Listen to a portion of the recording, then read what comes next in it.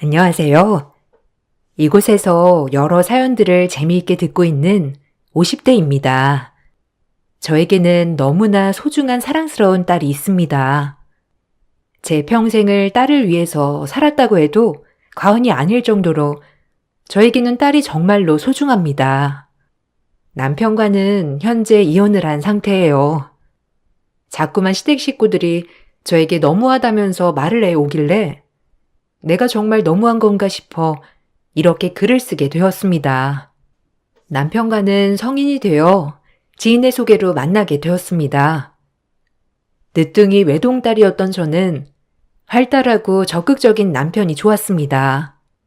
연애를 하다가 20대 초반에 저희는 결혼을 하게 되었고 바로 임신을 했죠. 그때까지만 하더라도 남편은 세상 다정하고 좋은 남편이었어요. 여보, 나랑 결혼해줘서 정말 고마워. 내가 지금은 보잘것 없고 가진 것도 없지만 평생 당신이랑 아이를 위해서 열심히 일할게. 열심히 일하다 보면 우리도 좋은 날이 오겠지. 당신만 내 옆에 있으면 세상 못할 일도 없을 것 같아. 당신이랑 결혼을 한 건 내 평생 가장 큰 축복이라고 생각해. 그러니까 다른 걱정하지 말고 건강하게 아이 잘 키워줘. 알았지?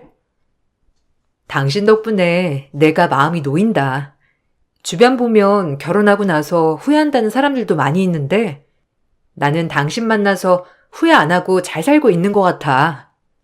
뱃속의 아이도 무럭무럭 잘 크고 있고 거기다가 남편까지 열심히 일해주니 나는 정말 행복하네. 가정을 꾸려서 산다는 게 다 이런 걸까 싶어. 우리 엄마 아빠도 늦게 결혼하셔서 나를 늦게 낳으셨잖아. 그래서 더 내가 소중하셨다는데 우리도 그렇게 알콩달콩 살 수 있을까? 그럼 여보, 내가 그렇게 살 수 있도록 해줄게. 당신 평생 고생 안 하고 살 수 있도록 내가 지금부터 노력할 거야. 그러니까 걱정하지 말고 태교만 잘하고 있어. 뭐 먹고 싶은 거 있으면 언제든지 말하고. 임신하면 이것저것 먹고 싶은 것도 많다고 하더라. 내가 그거 다 사줄 테니까 걱정하지 말고 나만 믿어. 남편은 저와 아이를 위해서 열심히 일을 하겠다고 제 앞에서 다짐을 했어요. 항상 행복할 줄만 알았던 저에게 고생문이 열리게 된 것은 딸이 태어나고 돌이 되었을 무렵이었어요. 갑자기 집에 누군가가 찾아왔고 문을 열어보니 남편 이름을 말하면서 갑자기 돈을 달라고 했어요. 영문을 몰라서 가만히 서 있으니 출근을 했다던 남편이 허둥지둥 들어와 그 사람과 실랑이를 벌이다가 둘이서 나가 저녁 늦게서야 집에 들어왔습니다. 여보, 아까 찾아온 사람은 뭐야? 갑자기 빌린 돈을 달라고 해서 너무 깜짝 놀랐어. 당신 친구야? 나는 한 번도 못 봤던 친구 같은데 무슨 돈을 빌렸어? 갑자기 왜 돈을 빌렸어? 급하게 써야 할 곳이 있었던 거야? 처음에는 당신 이름을 말하길래 나는 무슨 친구인가 해서 문을 열어줬는데 다짜고짜 돈을 달라고 하길래 너무 황당했어. 무슨 일이야? 무슨 일이 있는 거야? 그게 여보. 사실은 나 직장 그만뒀어. 내가 그만둔 건 아니고 잘렸는데 어쨌든 당신이랑 딸은 먹여 살려야 하잖아. 그래서 일용직 일을 매일 다니고 있었는데 거기서 알게 된 사람이야. 그래서 아마 당신은 누군지 몰랐을 거야. 집 주소를 알려준 적이 없었는데 어떻게 찾아왔는지 모르겠네. 어쨌든 내가 잘 해결했으니까 걱정하지 마. 왜? 왜 일 그만뒀다는 얘기 안 했어? 그래도 그런 얘기는 바로바로 해줘야지. 그래서 지금은 일용직을 다니고 있는 거야? 매일 그럼 출근한 게 아니고 일용직일 가려고 그 새벽에 나갔던 거였어? 아니, 일이야 그렇다 치더라도 아까 온 사람은 빌린 돈을 달라고 하던데 그건 또 무슨 말이야? 들어보니까 금액도 꽤 되고 직장 그만두고 월급 채우려고 돈 빌렸던 거야? 사실 당신한테 말해야 할 것 같은데 저 사람이 돈 빨리 벌 수 있다면서 도박장을 소개해줬어. 처음에는 한 번 할 때마다 돈도 많이 따서 괜찮을 줄 알았는데 나중에 정신 차려보니까 내가 거기 빠져 있더라고. 저 사람한테 돈을 빌려서 하게 되었는데 결국 갚지 못했어. 이래서 갚는다고 했는데 당장 달라고 하길래 그냥 무시하고 있었거든. 솔직히 집까지 찾아올 거라 생각하지 못했어. 미안해. 뭐? 도박이라고? 당신 지금까지 도박을 했던 거야? 그럼 그 빚 때문에 우리 집까지 찾아온 사람이었어? 아니, 어쩌자고 그거래. 얼마나 빌렸길래 저렇게 집까지 찾아온 건데? 여보, 이건 내가 다 알아서 해결할게. 다시는 그런 거 안 할 테니까 제발 용서해줘. 내 말 못 믿겠으면 바로 우리 본가에 가서 내가 약속할게. 내 입으로 엄마 아버지한테도 다 얘기할 테니까 제발 나 한 번만 믿어주라. 내가 처음에는 그냥 생활비 벌려고 간 거였거든. 가니까 처음에는 잘 됐는데 이게 끝까지 가지는 않더라고. 여보, 한 번만 용서해줘. 남편은 제 앞에서 무릎을 꿇고 용서를 구하였고, 절대로 다시는 하지 않겠다며 말을 했습니다. 거기다가 제가 못 믿을까봐 바로 다음날 시댁에 가서 자신이 어떤 일을 했는지도 다 얘기를 했죠. 시댁 역시 남편의 일로 뒤집어졌고 난리가 났었습니다. 시부모님께서는 남편의 빚을 갚아줄 테니 이번 한 번만 넘어가 달라며 말을 하셨습니다. 저 역시 아직 아이가 어렸기 때문에 마음에 걸려서 이 사건은 그냥 넘어가게 되었죠. 저는 평생 동안 이때를 그냥 넘어간 것을 후회했습니다. 남편은 이날 이후로 성실하게 다시 취업을 해서 일을 다니는 듯 했습니다. 그렇지만 직장을 취업해도 오래 다니지는 못했어요. 한 번 다니면 길어봤자 1년 다니고 그만두는 일이 부지기수였죠. 남편이 직장을 그만두기라도 하면 바로 생계가 위기에 처했습니다. 이런 일들이 자꾸 반복이 되니 저 역시 너무나도 지치고 힘든 날들이 많았습니다. 버티고 버티다가 아이가 어느 정도 말을 하기 시작하면서 저는 일을 시작하기로 다짐했습니다. 여보, 이제는 수연이도 말도 하고 대화도 잘 되니까 어린이집을 보내는 게 어떨까 싶은데 당신 생각은 어때? 내가 이제 밖에서 나가서 일을 하는 게 좋을 것 같아서. 당신은 아직 맞는 일자리를 찾지 못했으니 당분간은 당신이 수연이를 좀 봐줬으면 좋겠어.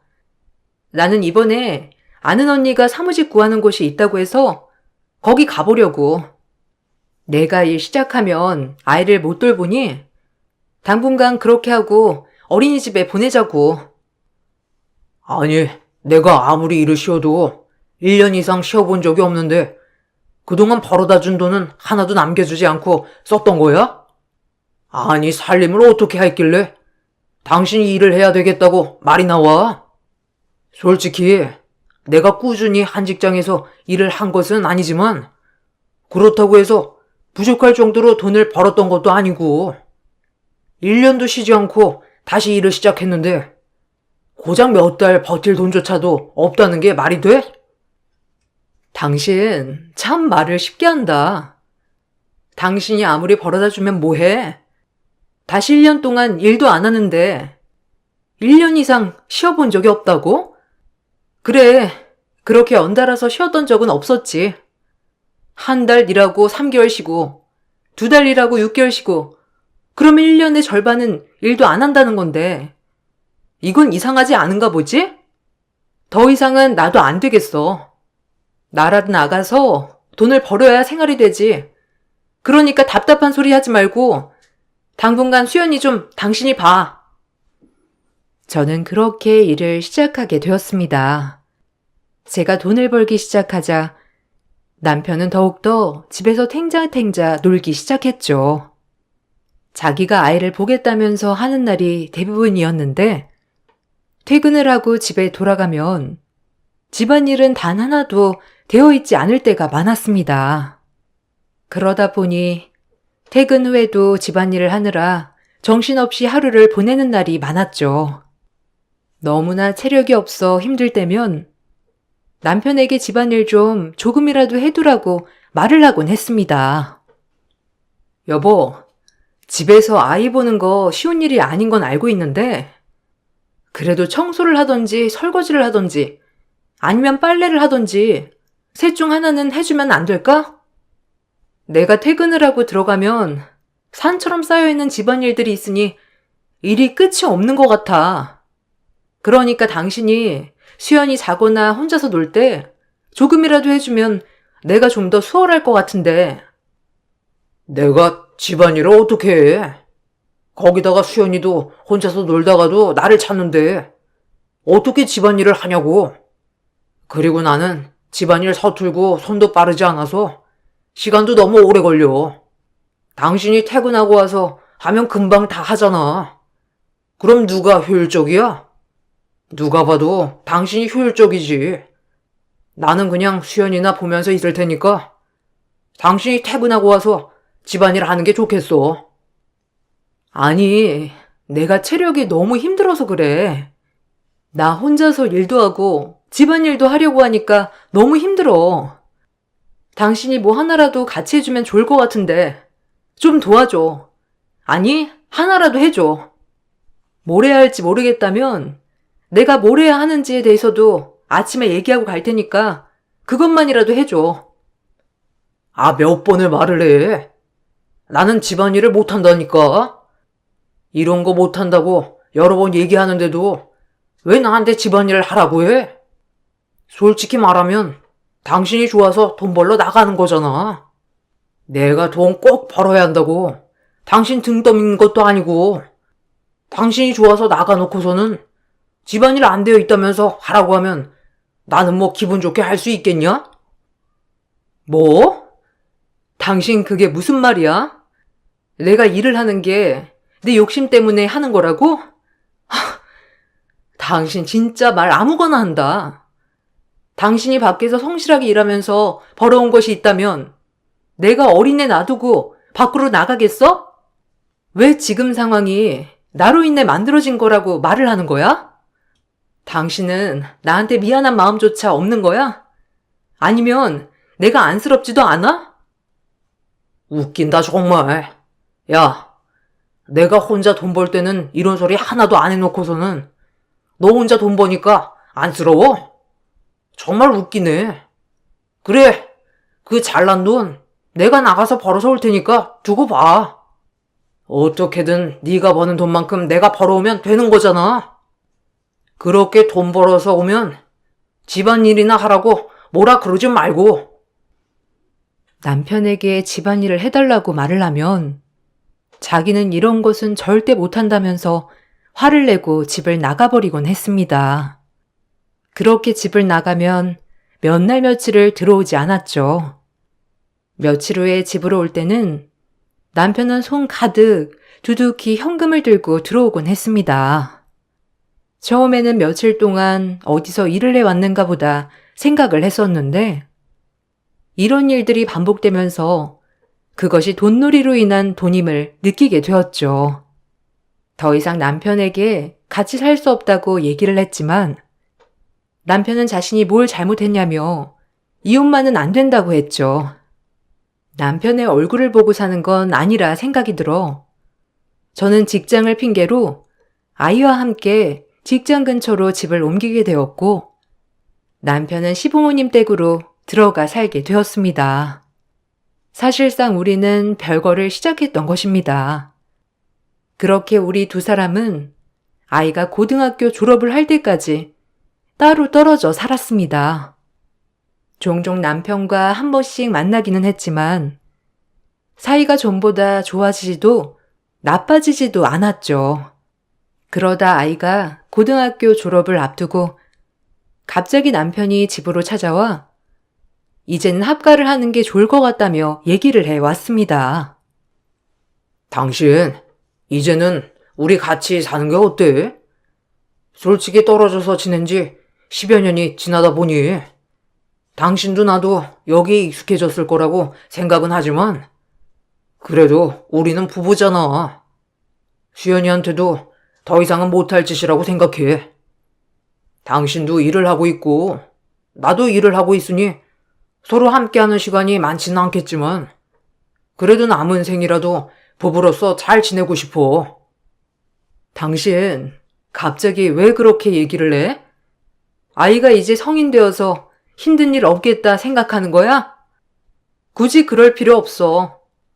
당신은 당신대로 편하게 살아도 상관없어. 우리도 이렇게 둘이서 지내는 게 편하니까. 갑자기 새 식구가 모여서 산다고 생각을 하니 왜 그렇게 해야 할지 모르겠네. 당신 말대로라면 가장 편안하게 있어야 할 곳이 집인데 우리가 그렇게 부대끼고 살 정도는 아니지 않아? 알아. 당신이 나랑 같이 살고 싶지 않다는 거. 그렇지만 딸에게도 상처가 되었을 거야. 내가 조금이라도 지금부터 노력을 한다면 딸 상처도 많이 나아지지 않을까 생각을 해.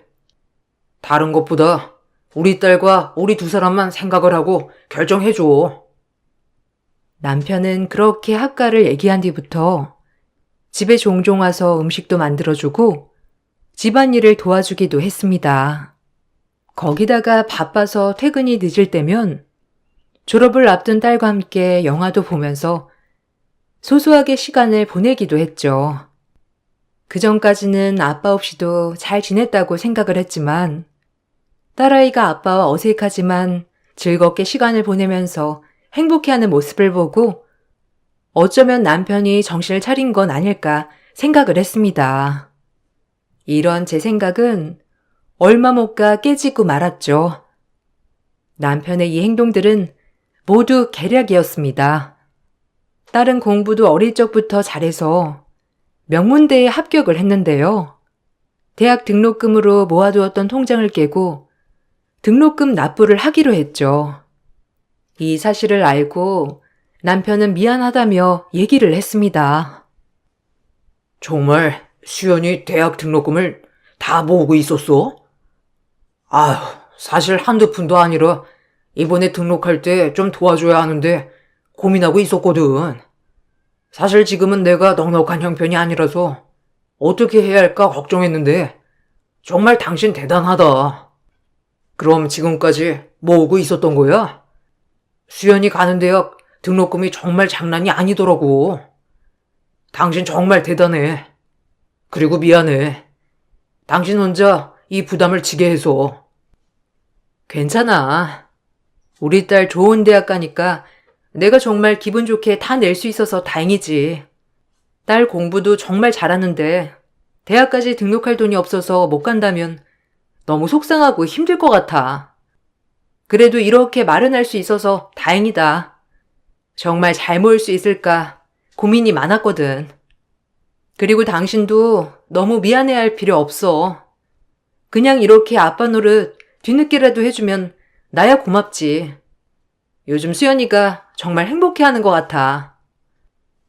그런가? 수연이 결혼할 때는 내가 꼭 도와줄게. 알았지? 당신 혼자서 수연이 이렇게 장하게 키우느라 고생 정말 많이 했겠어. 아이 등록금은 내가 잘 가지고 가서 낼 테니까 당신도 그냥 편하게 쉬어. 그 다음날 남편은 미리 뽑아둔 등록금을 들고 사라졌습니다. 야반도주를 했던 것이죠. 남편이 하루아침에 사라지자 주변에서 사고가 난 것은 아닐까 신락 같은 희망을 갖고 있었습니다. 그렇지만 대학에 연락을 해보아도 등록이 되었다는 답변이 들리지 않아 속이 타들어갈 지경이었죠. 그렇게 저희는 다시 한번 더 남편의 배신을 느끼게 되었습니다. 그날 이후로 저와 딸은 서로를 의지하면서 상처를 묻고 살고 있었어요. 살면서 아빠, 남편이라는 이야기는 한 번도 입에 올리지 않았죠. 그렇게 저희는 10년의 세월을 다시 겪게 되었습니다. 시간이 지나 딸아이는 어엿한 직장인이 되었고 함께 하고 싶다는 남자친구와도 연애를 시작했습니다. 딸아이가 결혼을 하겠다며 말을 하고 난 후에 데리고 온 예비사이도 정말 반듯한 사람이었죠. 성실하고 똑똑한 사이였고 지역 내 검사였습니다. 더군다나 예비사이의 집안 역시 검사 집안이었고 부잣집으로 소문이 난 곳이었어요. 사실 그 어떤 것보다 제가 걱정을 했던 것은 저희 집의 사정을 다 알고 있는 거였어요. 혹시 내가 혹시나 해서 하는 말인데 수연이 만날 때 가정사도 많이 들어보았나? 우리 집에 수연이 아빠가 없네. 10년 전에 실종된 상태로 아직까지 연락이 되고 있지 않아. 홀어머니라 사돈댁에서는 좋지 않게 생각을 하실 수도 있으니 미리 다 얘기를 하는 것이 더 좋을 것 같아서. 자네, 수연이 상황을 다 알고 있는 건가? 네, 어머님. 수연 씨랑 연애하기 전부터 정말 많이 이야기를 들었어요. 아버님께서는 실종되셨고, 어머님께서 어릴 적부터 자신을 키워주셨다고 말을 했습니다. 저희 집에서도 이와 같은 사실을 다 알고 있어요. 그러니 너무 걱정하지 않으셔도 됩니다. 저는 오히려 어머님께서 정말 대단하신 분이시라고 생각이 들어요. 부부 둘이서 아이 한 명을 키우는 것도 힘든데 어머님께서는 홀로 키우셨잖아요. 아니야. 수연이가 그만큼 영특하게 잘 커졌지. 사돈댁에서 아신다니 다행이구나. 혹시나 이런 부분들이 결혼을 하는데 영향을 미칠 수도 있겠다 생각을 했었어. 고민이 정말 많았는데 그래도 잘 이해를 해주셨다고 하니 감사하네. 아버님에 대한 이야기도 수연 씨에게 많이 들었습니다. 사실 어머님께 어떻게 말을 꺼내야 할지 저도 많이 고민을 했는데 이 부분도 저는 부모님께 충분히 얘기를 해둔 상태입니다. 저희 어머니 아버지도 그런 건 상관없다고 하셨고요. 그러니까 너무 걱정하지 마시고 수연이 저랑 결혼하게 허락해 주십시오. 예비사이의 집안이 워낙 좋은 집안이었기 때문에 처음에는 우리 집 사정을 알고 반대를 하는 건 아닐까 생각을 했었는데 알고 보니 딸아이가 너무나 마음에 들어 그 모든 것도 신경이 쓰이지 않았다는 사돈댁의 답변이 있었습니다. 상견례 장소에서도 사돈댁에서는 아무것도 해올 필요 없이 잘 살기만 하는 것만으로도 감사하다고 얘기를 해 주셨죠. 저는 그런 좋은 집안으로 딸이 시집을 가는 것 같아 뭉클하고 기특하기도 했습니다. 그렇게 차분하게 결혼식을 준비하고 결혼식 당일 사건이 발생했습니다. 미리 와서 결혼식 예행 연습을 하고 있었던 제 곁으로 누군가가 다가온 것입니다. 바로 10년 전 야반 도주를 하고 나서 잠적한 남편이었어요. 알고 봤더니 그동안 남편의 자취를 모른다던 시댁 식구들은 남편과 연락을 하고 있었고 이번에 딸 결혼 소식까지 듣게 되어 찾아오게 되었다고 말했습니다. 당신? 당신 어떻게 여길 왔어? 어떻게 여기가 어디라고 와? 10년 만에 나타나서 뻔뻔하게 딸 결혼식을 와? 당신 제정신이야? 내 딸 결혼식에서 큰 소리 내고 싶지 않으니까 당장 이 자리에서 꺼져. 좋은 말 할 때 가라고. 안 그러면 바로 경찰 불러서 당신이 내 딸 등록금 훔쳐서 달아난 거 다 말할 테니까 조용히 꺼지라고. 참나. 당신 참 독해졌네. 아니 내 딸 결혼식인데 아빠가 참석을 해야지 어딜 간다는 거야? 그럼 오늘 우리 수연이 팔짱 끼고 여기 한번 걸어보는 건가? 결혼 소식 들었어. 여기 사돈들 잘 산다며? 어쩐지 결혼식을 이런 곳으로 잡았다고 하길래 깜짝 놀랐는데 역시나 사돈집이 잘 사는 집이구먼. 나 없이 꼬질꼬질하게 사는 것 같더니만. 딸내미 시집 하나는 잘 가네. 뭐? 당신이 무슨 자격으로 딸 결혼식을 입에 올려? 지금 당장 안 나가? 수연이 눈에 띄지 말고 당장 나가. 당신은 여기에 있을 자격도 없으니까. 당신이 나가고 나서 우리들 얼마나 상처받았는지 알기나 해? 그리고 어떻게 결혼식 한다는 건 알았어? 참나. 그동안 뻔뻔하게 우리 소식 들으면서 다녔던 거야? 뭐 이렇고 저렇고 일단 그건 나중에 얘기하고 지금은 당장 나가. 내가 왜 나가야 하지? 여기 사돈들은 아빠 있다는 거 모르나? 내가 가서 인사 좀 해야 되겠는데. 우리 딸 잘 봐달라고 해야지. 아니지. 돈 많은 집안이니 사이 잘 봐줄 테니 뭐라도 좀 달라고 해야 하나? 아, 내 인생이 이렇게 풀릴 줄이야 몰랐는데. 우리 딸 부자 남편 물어오다니. 역시 나한텐 복덩이긴 하구나. 남편의 말에 경악을 하면서 쳐다보고 있었던 그 순간 저를 보고 예비사이가 곁으로 다가왔습니다. 사색이 되어서 놀란 얼굴을 하고 있는 저를 보다가 혼주석에 앉아있는 남편을 보더니 깜짝 놀라서 말을 하더라고요. 혹시 저 모르시나요? 저번에 한번 저희한테 조사받으러 오시지 않으셨나요? 아니 그때 오신 분 맞으신 것 같은데. 얼굴이 똑같으신데. 여기는 어쩐 일로 오셨죠? 그때 사고 났다면서 몇 달 동안 꼼짝없이 입원해야 될 것 같다고 저한테 전화 주시지 않으셨나요? 제가 다시 전화를 하니까 연결이 안 돼서 한참 찾고 있었는데. 네? 사람 잘못 보신 것 같습니다. 저는 대기 알고 있는 사람이 아닌 것 같은데요. 저는 처음 뵙는 것 같은데요. 아닌데요. 거기에 문신한 것도 똑같고 상처 있는 것도 똑같은데요. 여긴 어떻게 오셨죠? 결혼식에 오신 건가요? 예비사이의 말에 남편은 화들짝 놀라더니 갑자기 혼주복으로 입어왔던 양복 상의를 찢듯이 벗어버리고 자리를 피했습니다. 예비사이는 남편을 뒤따라서 갔지만 남편은 소스라치게 놀라면서 도망을 가버렸죠.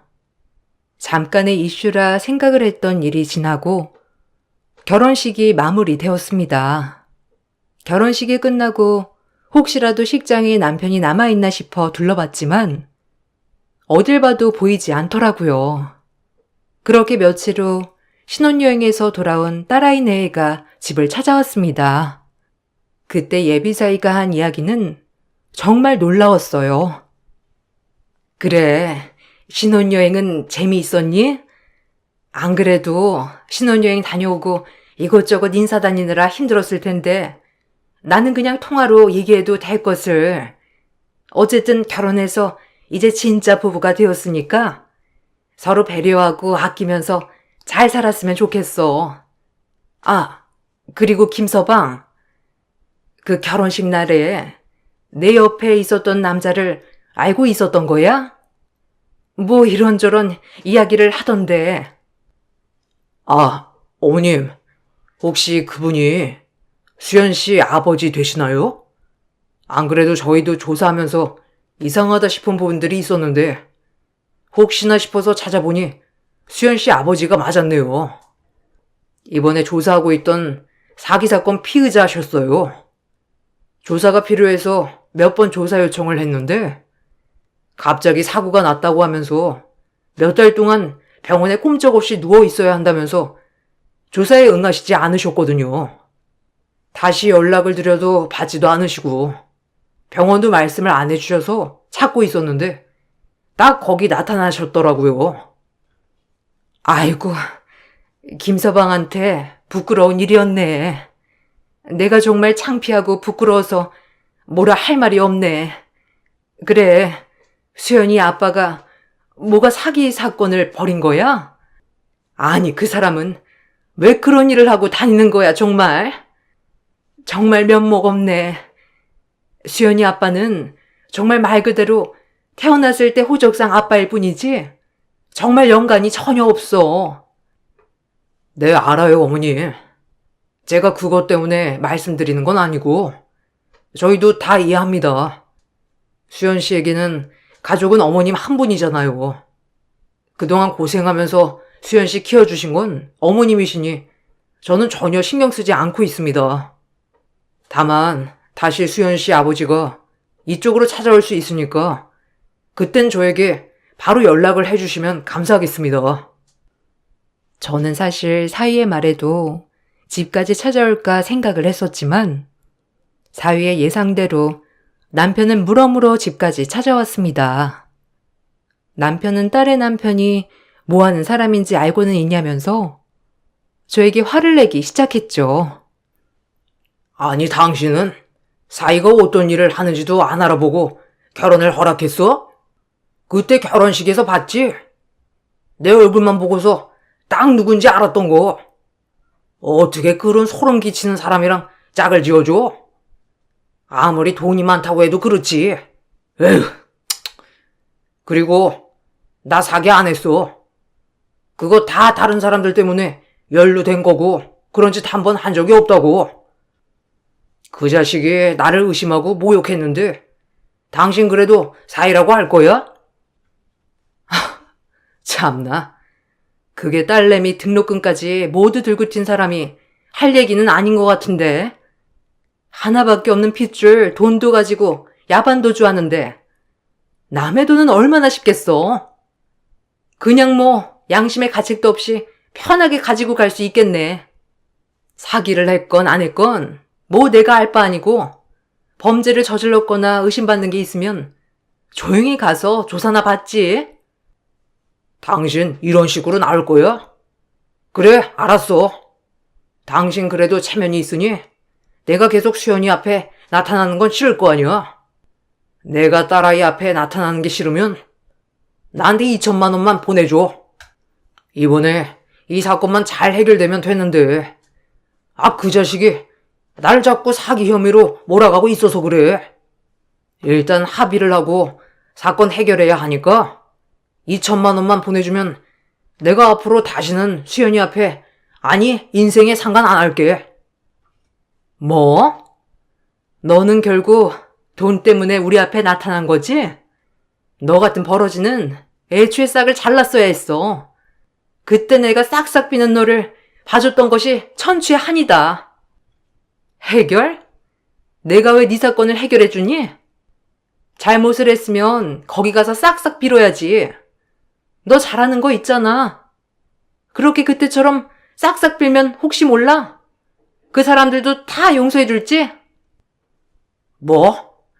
이게 정말 말이라고 탄 줄 알아? 너는 뭐가 잘났다고 나한테 이러는 건데? 아유, 한 주먹거리도 안 되는 게? 남편이 저에게 화를 내면서 손찌검을 하려던 그때 사위는 경찰과 함께 나타났습니다. 남편이 집으로 찾아온 순간 저는 바로 사위에게 전화를 했고 남편은 바로 잡혀가게 되었죠. 나중에 남편의 상황을 알아보니 남편은 잠적 이후에 다른 사람의 이름을 사용하고 생활하고 있었습니다. 그러다 보니 아무런 생활 흔적을 찾을 수 없었던 것이죠. 시댁 식구들도 모두 저희를 기만하고 한 달에 한 번씩은 서로 연락을 해왔다고 하는데 정말 기가 막히더라고요. 저는 남편을 실종 신고해 놓고서는 그대로 서류 정리도 못하고 살았는데 멀쩡하게 잘 지내고 있는 남편을 알고 있었다고 생각하니 참 어이가 없고 화가 났습니다. 붙잡힌 남편은 사기 행각이 점점 드러나게 되면서 처벌 위기에 처했습니다. 그와 동시에 저 역시 남편의 실종 신고를 해지하고 이혼 청구를 진행하였죠. 어느 날 울린 전화로 남편을 만나러 갔더니 남편은 황당한 제안을 하기도 했습니다. 수연 엄마, 내가 정말 잘못했어. 아직까지 정신도 못 차리고 사실 당신이랑 딸 곁을 떠나면서 성공하면 꼭 돌아와야지 모든 걸 갚아주겠노라 다짐을 했는데 생각보다 성공하는 게 쉽지 않더라고. 그래서 염치가 없어서 다시 돌아가지 못했어. 이번에도 잘 살아보려고 한 거였는데 내 뜻대로 되지 않았던 거야. 이번에 한 번만 도와주면 안 될까? 합의금만 주면 처벌은 낮출 수 있다고 하는데 부탁할게. 합의금? 내가 왜 당신 합의금을 해결해줘야 하는데? 내 위자료도 받지 못할 판국인데. 그리고 당신 염치가 없어서 못 돌아왔다고 했지? 그러면서 시댁 식구들한테는 잘도 연락했더라. 나는 당신이 살아는 있을까 걱정도 했었는데 그동안 참 먹고 자고 하면서 편하게 잘 지냈나 보다. 나랑 딸은 지금도 그때 사건 입에 올리지도 못해. 그때만 생각하면 우라가 치밀어 올라서. 그건 정말 내가 미안해. 그냥 한순간에 돈을 보니까 눈이 돌아서 내가 정말 잘못했어. 금방 다 갚을 수 있을 줄 알았어. 사업만 잘 되면 금방 잘 갚아서 다시 돌아갈 수 있을 줄 알았다고. 근데 그게 잘 되지 않았던 거야. 내가 고의적으로 돈을 쓴 게 아니라고. 어쨌든 이번만 합의 잘해주기만 하면 내가 평생 당신 공주처럼 떠받들면서 살게. 이건 정말 약속해. 와, 내가 이 얘기를 몇 번이나 듣는지 모르겠네. 당신 결혼할 때도 그랬지? 결혼하고 나랑 아이 위해서 평생을 바치겠다고. 거기다가 처음 돈놀이 하는 거 걸렸을 때도 무슨 말 했는지 기억해? 다시는 그런 거 하지 않겠다며 나한테 무릎 꿇고 싹싹 빌었어. 그래 놓고서는 당신은 하나 변한 게 없었는데 내가 당신을 뭘 믿어야 하지? 그리고 내가 공주가 되려면 당신은 왕자여야 되잖아. 근데 당신은 길거리 거지만도 못한 사람인데 어떻게 내가 공주가 돼? 난 당신 내 옆에도 두고 싶지 않아. 그러니까 제발 내 인생에서 좀 꺼져줘. 처음 돈놀이 하다 걸린 날처럼 남편을 울며불며 매달리며 부탁했지만 저는 그 부탁을 들어주지 않았습니다. 남편에게는 이혼을 청구했습니다. 그동안 생활비는커녕 양육비도 주지 않았던 남편에게 지금까지의 모든 사실들을 밝힌 후 이혼을 청구하였죠. 거기다가 현재 살고 있는 집 역시 남편의 노력이 하나도 들어가지 않았다는 점, 남편이 집안의 재산을 모두 탕진했다는 점 등을 주장하여 재산 분할도 해줄 수 없다고 했습니다. 남편의 잘못이 그만큼 컸던 것인지 남편은 저에게 위자료 2천만 원을 지급해야 했고 재산 분할 없이 이혼을 하는 것으로 결론이 내려지게 되었습니다.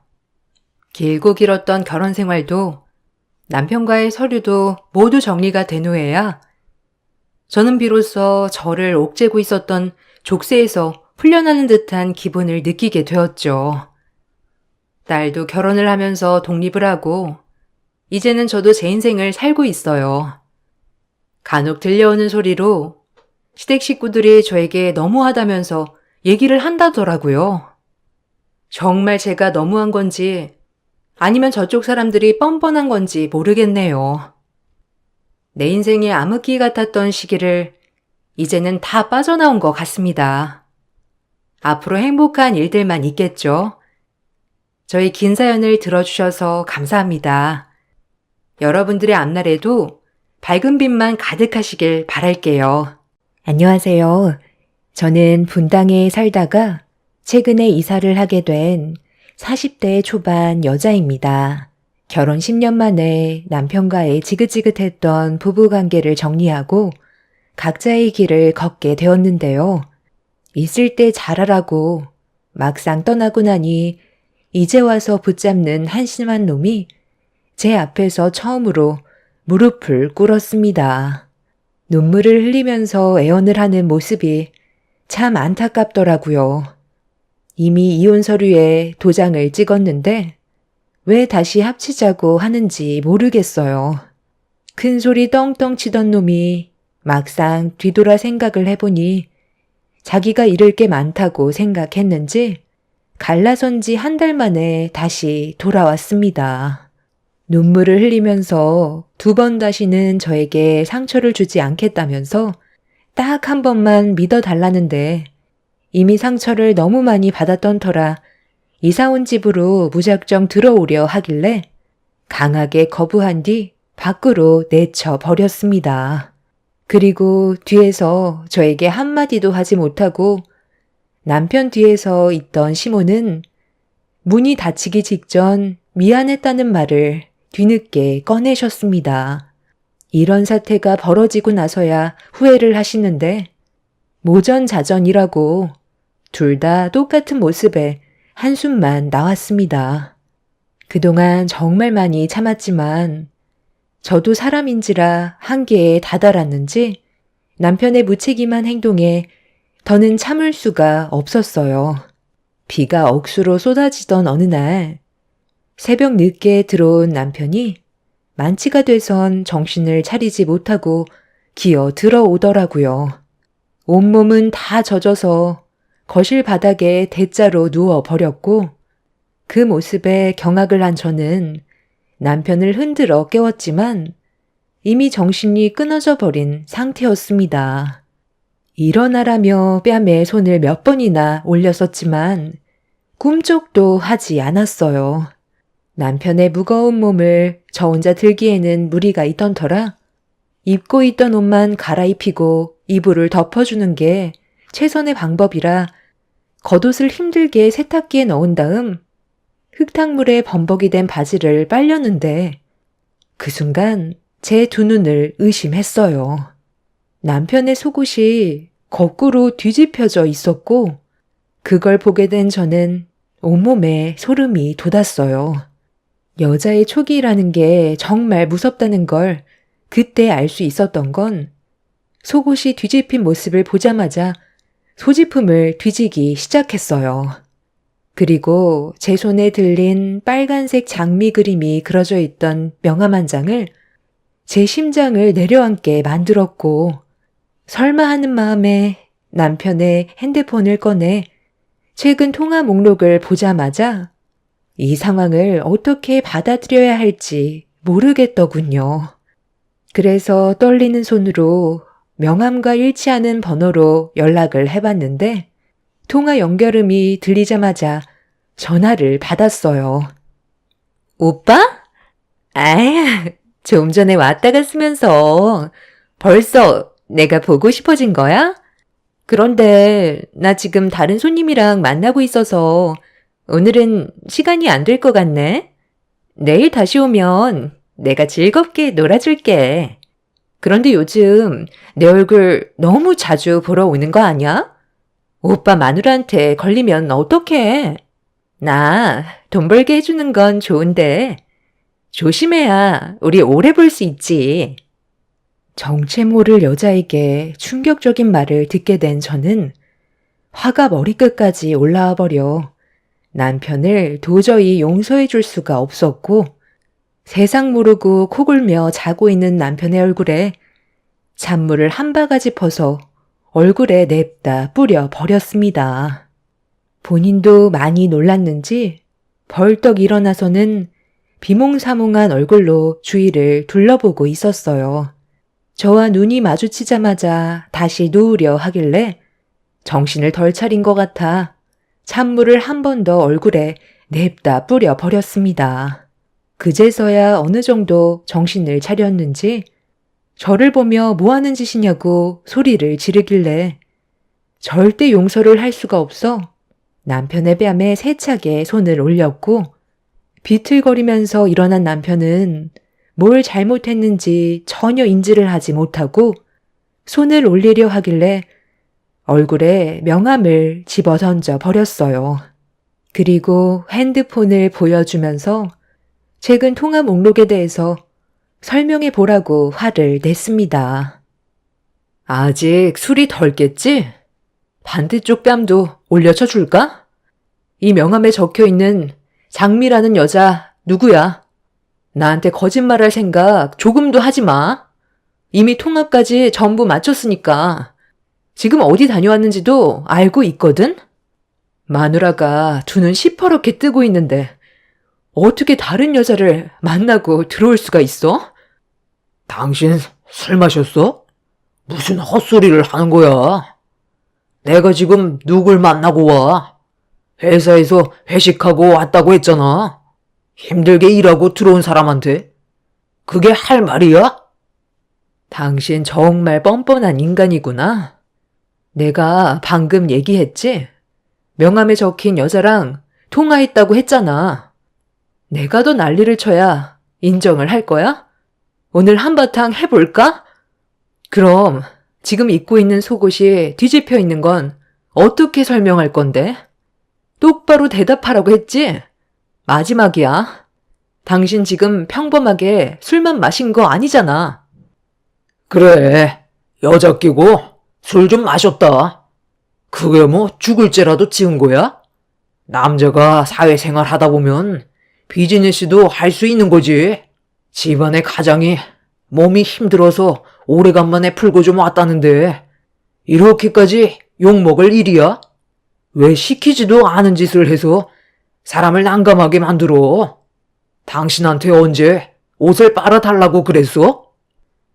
그러니까 방금 한 말은 나랑 집에 애들도 있는데 밖에 나가서 다른 여자랑 놀고 왔다는 거네. 그리고 지금까지 나한테 걸리지 않으려고 몰래 다니고 있었고. 걸리지 않으려고 행동했다기보다 말해서 좋을 거 없잖아. 내 입으로 당신 몰래 밖에서 외간 여자 만나고 왔다는 말을 어떻게 꺼내? 그냥 잠깐 술만 마시고 왔던 것 뿐이니까 조용히 넘어가자. 괜히 일 크게 만들어서 시끄럽게 하지 말고.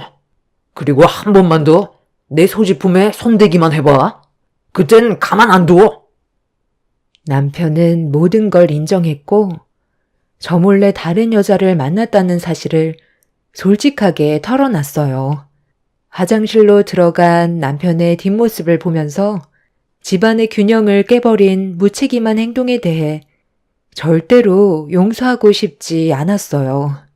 그날 저는 잠 한숨 못 잤는데 남편은 뭘 잘못했는지 전혀 인지를 하지 못한 채 세상 모르고 자고 있었습니다. 아이들은 자기 아빠가 밖에서 뭔 짓을 하고 다니는지도 모른 채 깊은 잠에 빠져 있는데 이런 현실이 너무나도 싫었어요.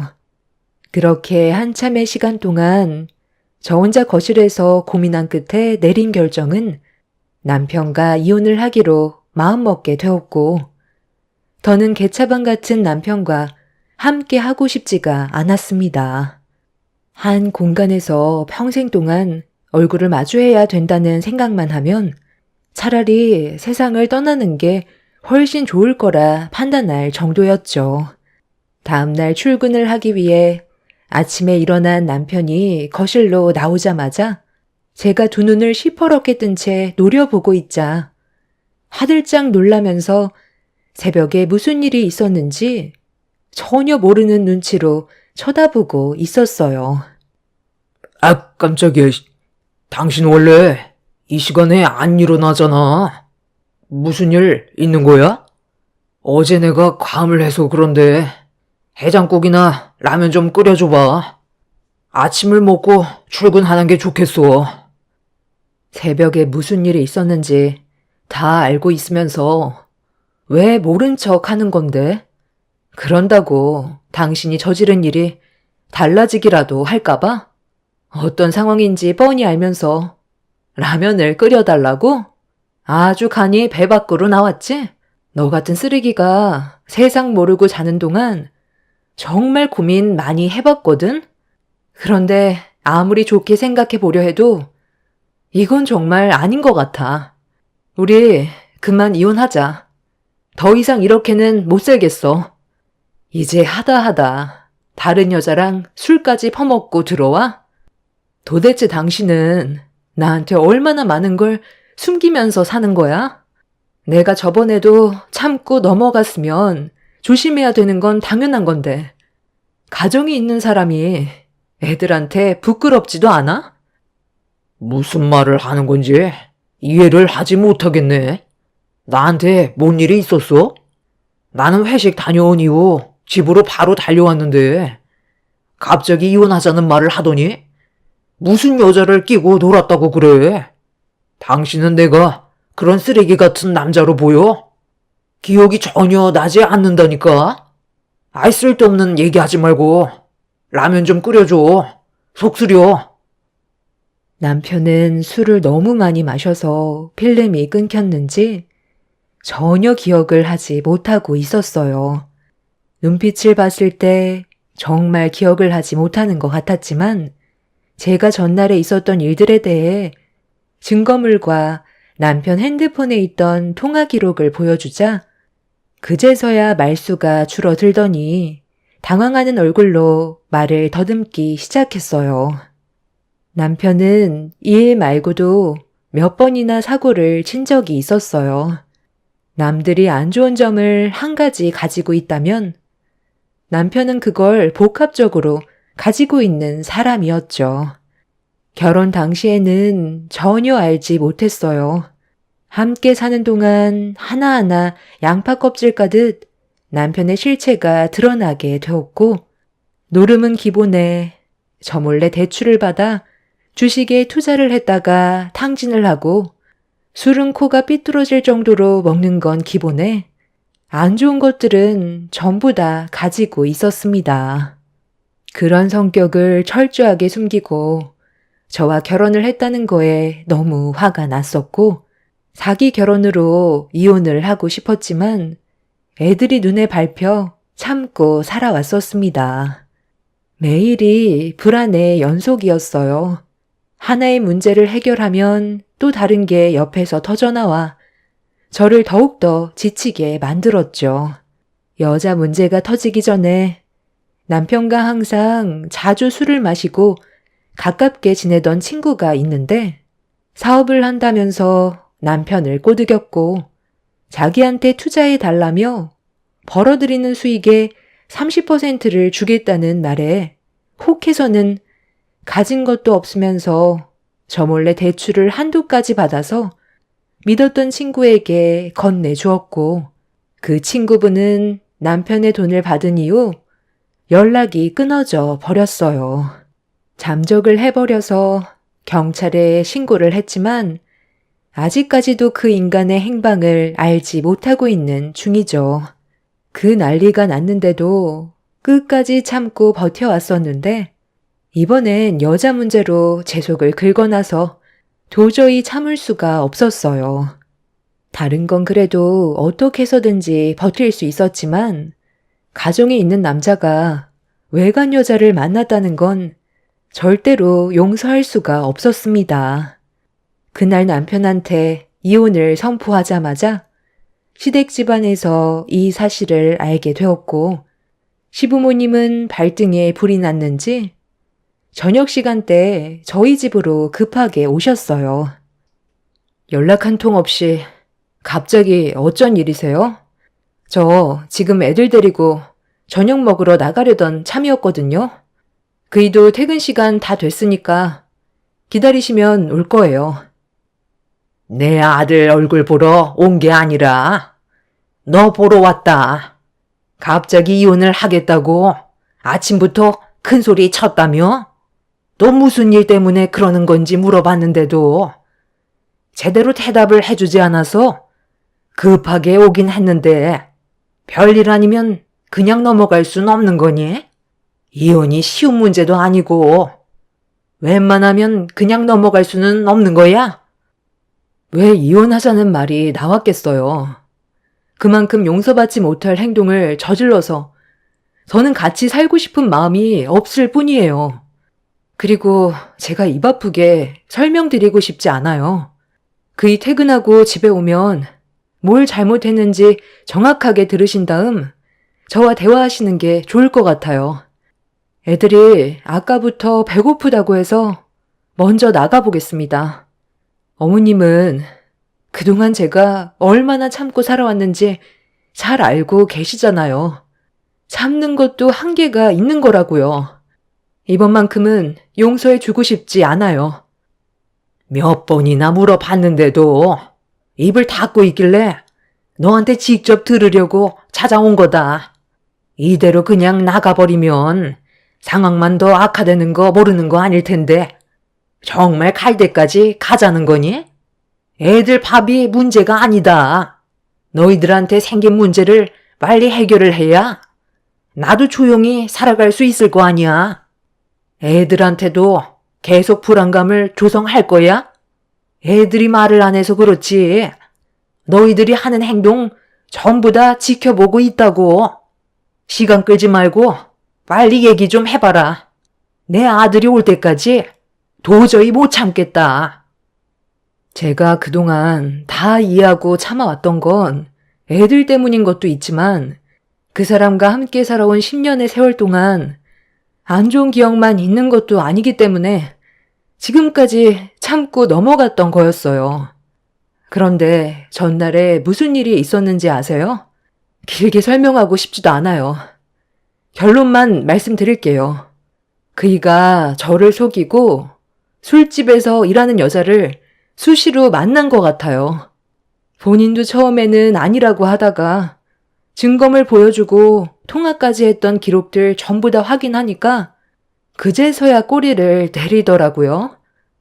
어느 정도 예상은 하고 있었지만 이혼 얘기까지 할 줄은 몰랐네. 그래서 진짜 둘이 갈라서겠다는 거냐? 너 혼자 결정할 문제는 아니니까 이혼 얘기는 없던 걸로 해라. 남자가 살다 보면 가끔 새길로 잘못 들어설 수도 있는 거지. 그럼 그걸 네가 옆에서 바로 잡아주면 되는 거고 그래야 부부인 거지. 실수 한번 했다고 이혼 얘기까지 꺼내야 되겠어? 다시는 그러지 않게 네가 잘 잡아주도록 해라. 원래 남자들은 본능적이라 여자만 보면 다 그래. 때마침 들어오네. 이놈아, 몰래 여자를 만날 거였으면 꼬리를 밟히지 않게 철저히 숨겼어야지. 사고 친 지 얼마나 됐다고? 벌써 또 일을 저지르는 거야? 엄마, 아버지 오셨어요? 저도 이 사람이 알게 되는 걸 원치 않았는데 어쩌다 보니 모든 걸 알아버렸더라고요. 여보, 다음부터는 조심할 테니까 조용히 넘어가자. 어떻게 조심히 넘어갈 수가 있어? 다른 여자랑 할 거 다 하고 왔으면서 나랑 지금 한 공간에서 살자는 말이 나와? 아까도 얘기했지만 나는 무조건 이혼할 거야. 그럼 우리 애들은 앞으로 어떻게 할 건데? 아빠 없는 아이로 만들 거야? 당신 혼자 커가는 애들을 감당할 수 있을 거라 생각해? 그냥 넘어가자니까. 차라리 나 혼자 살면서 애들 돌보는 게 훨씬 낫지. 맨날 사고치고 들어오는 당신 모습 보여주는 게 좋은 건 줄 알아? 지금 이 상황도 봐봐. 누구 때문에 이렇게 된 건데?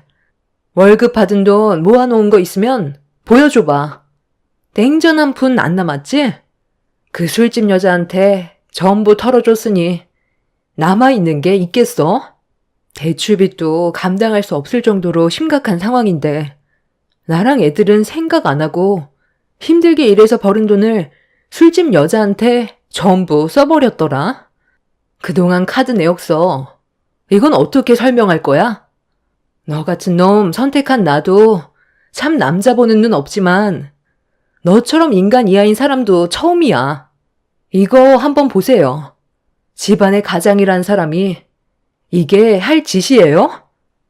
내가 왜 이렇게까지 했는데? 집에 들어오면 맨날 당신 눈치나 봐야 하고 그래도 집안의 가장인데 대우 한번 제대로 못 받으니까 그런 쪽으로 눈을 돌리게 되는 거라고. 장미는 돈만 지어주면 모든 걸 다 내어줄 것처럼 얼마나 잘해주는지 알아? 당신과는 비교가 되지 않는다고. 그래서 계속 그쪽으로 눈을 돌리게 됐던 거야. 내 탓만 하지 말고 내가 왜 이렇게까지 된 건지 그걸 생각해봐.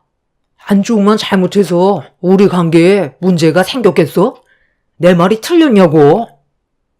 본인이 잘못을 해놓고 되레 큰 소리치는 남편을 보고 있는데 더 이상 대화할 가치가 없다고 생각했어요.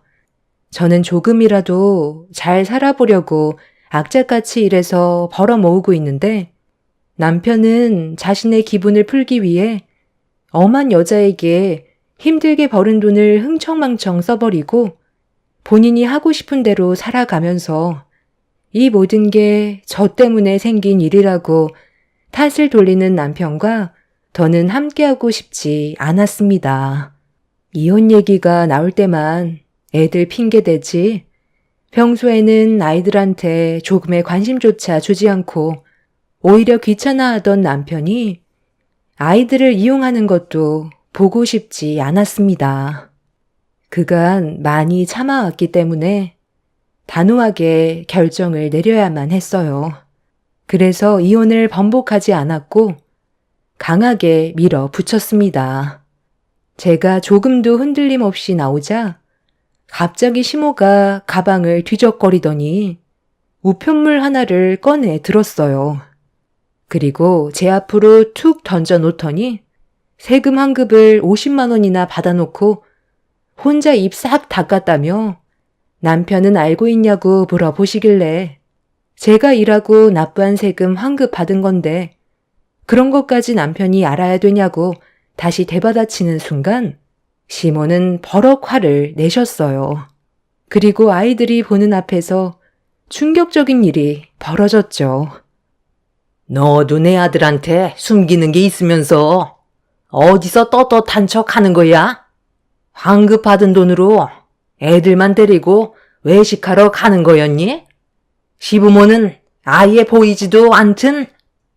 어머님, 세금 환급은 말 그대로 제가 낸 세금이 많았으니까 환급을 받은 건데 이걸 일일이 보고할 필요는 없는 거잖아요. 그리고 제 우편물을 왜 마음대로 뜯으세요? 우리가 남도 아닌데 우편물 하나 본 거 가지고 지금 나한테 화내는 거니? 너 이제 보니까 아주 못돼 처먹었구나. 어디서 시미한테 목소리를 높여? 제가 뭘 잘못했는지도 모르는 상황 속에 시모는 혼자 흥분해서는 아이들이 보는 앞에서 제 머리채를 잡았고 너무 놀란 저는 시모를 뿌리친 뒤 아이들을 데리고 현관문 밖으로 나갔어요. 그런 저를 조금도 도와주지 않았던 남편놈은 시모 옆에서 심보를 곱게 쓰지 않았기 때문에 혼이 나는 거라면서 잘못한 놈이 성낸다고 되려 더 큰 소리를 내고 있었어요. 아이들은 많이 무서웠는지 제 옆에 찰싹 붙어선 울고 있길래 더 험한 모습을 보여주고 싶지 않아 서둘러 자리를 피했고 외식할 기분도 아니었기 때문에 저는 친정으로 향했습니다. 그렇게 아이들을 부모님께 맡긴 뒤 다시 급하게 집으로 돌아왔어요. 이미 이성을 잃어버린 저도 더는 참을 수가 없었고 현관문을 활짝 여는 순간 눈앞에 펼쳐진 광경에 또 한 번 입을 다물지 못했습니다. 좀 전까지 어떤 상황이었는지 알면서 남편놈과 시부모님께서는 거실에 중국 음식을 한 상 가득 시켜서 술판을 벌이고 있었어요. 이미 화가 머리끝까지 올라왔던 상태였기 때문에 눈앞에 보이는 건 없었고 그대로 뛰어가 남편 앞에 놓여있던 짬뽕 그릇을 머리 위로 뒤집어 쏟아부어 버린 뒤 상을 엎어 버렸어요. 거침없는 행동에 놀란 남편과 시모는 뭐 하는 짓이냐고 소리를 지르길래 좀 전에 제가 시모에게 당했던 걸 남편의 뺨에 고스란히 전달해 주었고 시모가 제 뺨에 손을 올리자 저도 똑같이 시모 뺨에 손을 올려 버렸습니다. 현관문이 열려있는 상태로 집안이 소란스러워지자 주민분들께서 뒤엉켜 싸우고 있는 저와 시댁 식구들을 말렸어요. 그리고 주민의 신고로 경찰까지 출동하게 되었죠. 그렇게 한바탕 난리가 난 뒤 남편과 시부모는 시댁으로 돌아갔고 아수라장이 되어버린 집안의 광경을 한참 동안 보고 있던 저는 그날 바로 부동산에 전화를 했어요. 그리고 곧장 집을 내놓게 되었죠. 이렇게 살다간 저까지 정신이 이상해질 것 같아 하루빨리 남편과의 관계를 끊어버리고 싶었습니다. 한바탕 난리가 난 이후 남편은 집에 들어오지 않았고 그 사이 저는 집안의 모든 물건들을 싹 다 정리해 버렸어요. 조금의 미련도 남아있지 않았기 때문에 망설이지 않고 움직였어요. 그리곤 곧장 벼락 이사를 해버렸고 뒤늦게 이 사실을 알게 된 남편은 화가 머리끝까지 올라왔는지 당장 만나자는 말에 이혼 서류를 가지고 약속 장소로 나갔습니다. 본인도 제가 한 행동에 대해 화가 많이 났는지 이혼 서류를 내밀었을 때 망설이지 않고 작성을 했어요. 어차피 분당에 있던 집도 저희 부모님의 지원을 받아 들어갔던 거였고 제 명의로 되어 있었기 때문에 남편과는 전혀 상관없는 일이었죠. 가진 것도 없고 월급도 각자 관리했던 저희는 재산 분할할 것도 없었고 서로는 안 좋은 감정을 가진 상태에서 끝내 이혼을 하게 되었습니다. 남편 놈은 혼자서 자유롭게 살아가는 게 속 편할 것 같다고 저와 이혼한 걸 오히려 더 좋게 받아들이고 있었어요. 저도 그런 남편에게 미련조차 남아있지 않아 뒤돌아보지 않았습니다. 그렇게 저희 부부는 법적으로 남이 되어 버렸는데도 두 번 다시 엮이고 싶지 않았던 남편과 또다시 만나게 되는 일이 생겼습니다.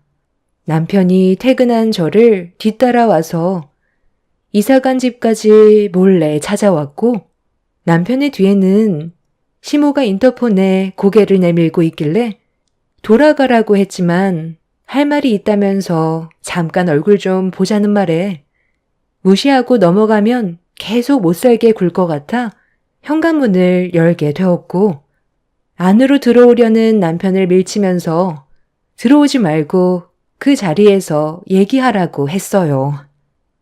그날 당신이 나와는 한마디 상의도 없이 집안에 있던 물건 싹 다 버리고 벼락 이사를 해버려서 나도 너무 화가 난 나머지 좋게 풀려고 하지 않고 내 감정을 억누르지 못한 채 흥분해서 이혼 서류에 도장을 찍게 됐지만 그건 내 실수였어.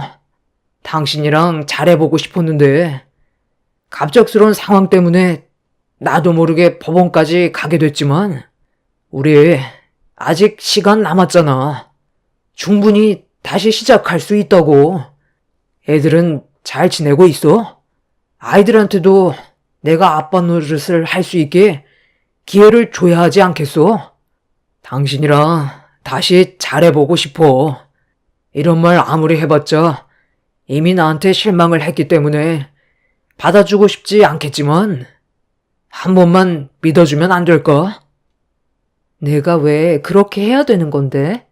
나는 법원에 서류 제출했을 때 두 번 다시 되돌아가지 않을 거라고 결정을 내렸어.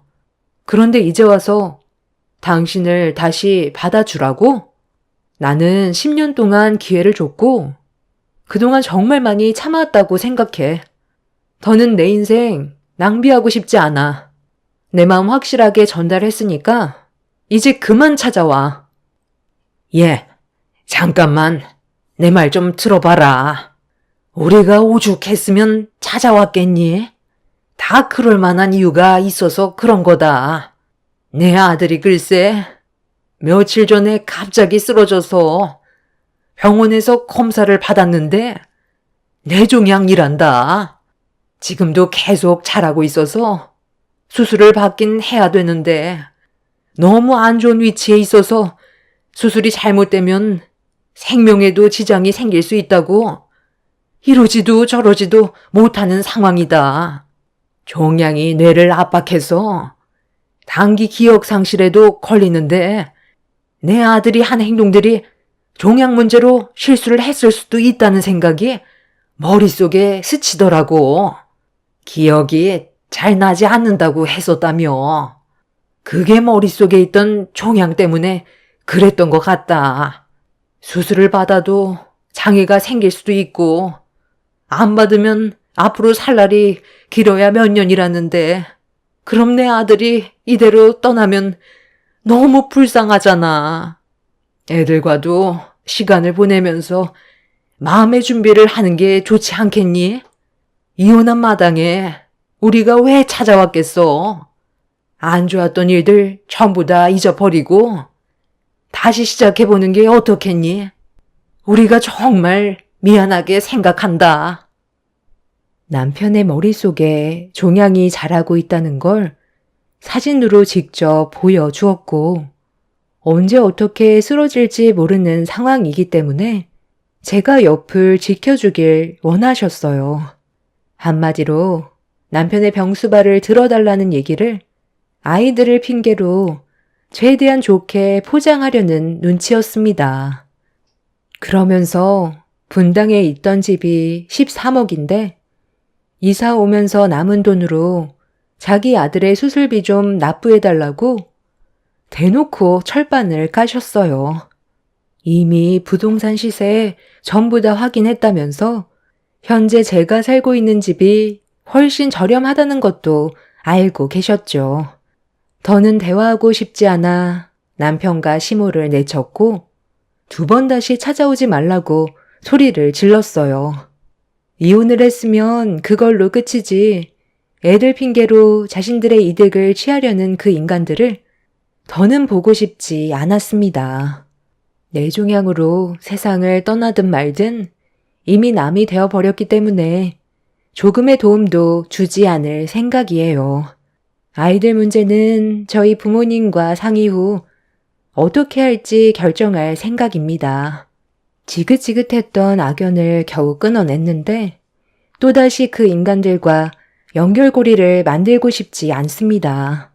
힘겹게 살아온 만큼 남은 인생 저와 아이들을 위해서 살아가려고요. 제 사연 들어주신 분들 감사합니다. 안녕하세요. 저는 청주에 살고 있는 40대 초반 여자입니다. 그동안 신우와의 좋지 않은 관계를 풀어보려고 많은 노력을 했었지만 결국 저를 대하는 신우의 태도는 지나칠 정도로 많은 문제를 일으키게 되었고 그 끝은 엄청난 결과를 맞이하게 되었습니다. 신우는 저보다 일찍 결혼 생활을 시작했지만 저는 남편과 결혼 생활한 지 이제 5년 차가 되었습니다. 그리고 40대가 넘어가서야 그토록 바라던 아이를 가질 수 있었죠.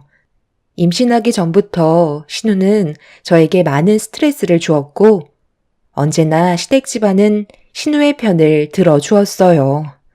그래서 저는 시댁에 가고 싶지 않다는 말을 자주 꺼내게 되었죠. 임신이 안 되는 이유가 시댁 집안에 있는 것 같아 최대한 멀리하고 싶었지만 신우는 그런 저를 가만두고 싶지 않았는지 애들 셋을 데리고 저희 집에 무작정 찾아왔었어요.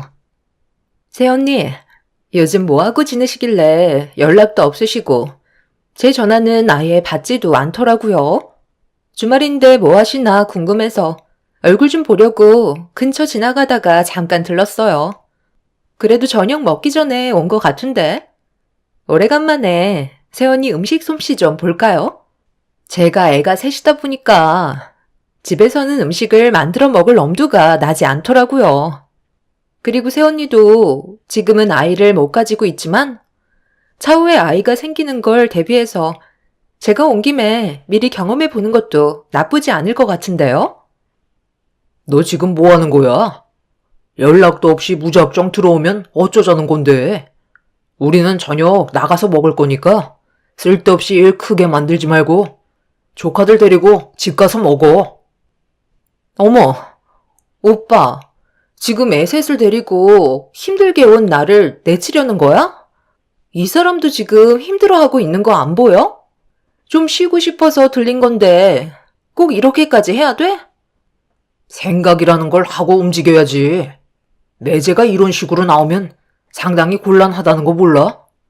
옆에서 잘 달러서 집으로 들어갈 생각을 해야지. 무턱대고 찾아오면 실례라는 걸 알 텐데 지금 상당히 불편한 상황을 만든 거 알지? 그리고 지금 너희 새언니가 몸이 안 좋으니까 다음에 미리 연락하고 와.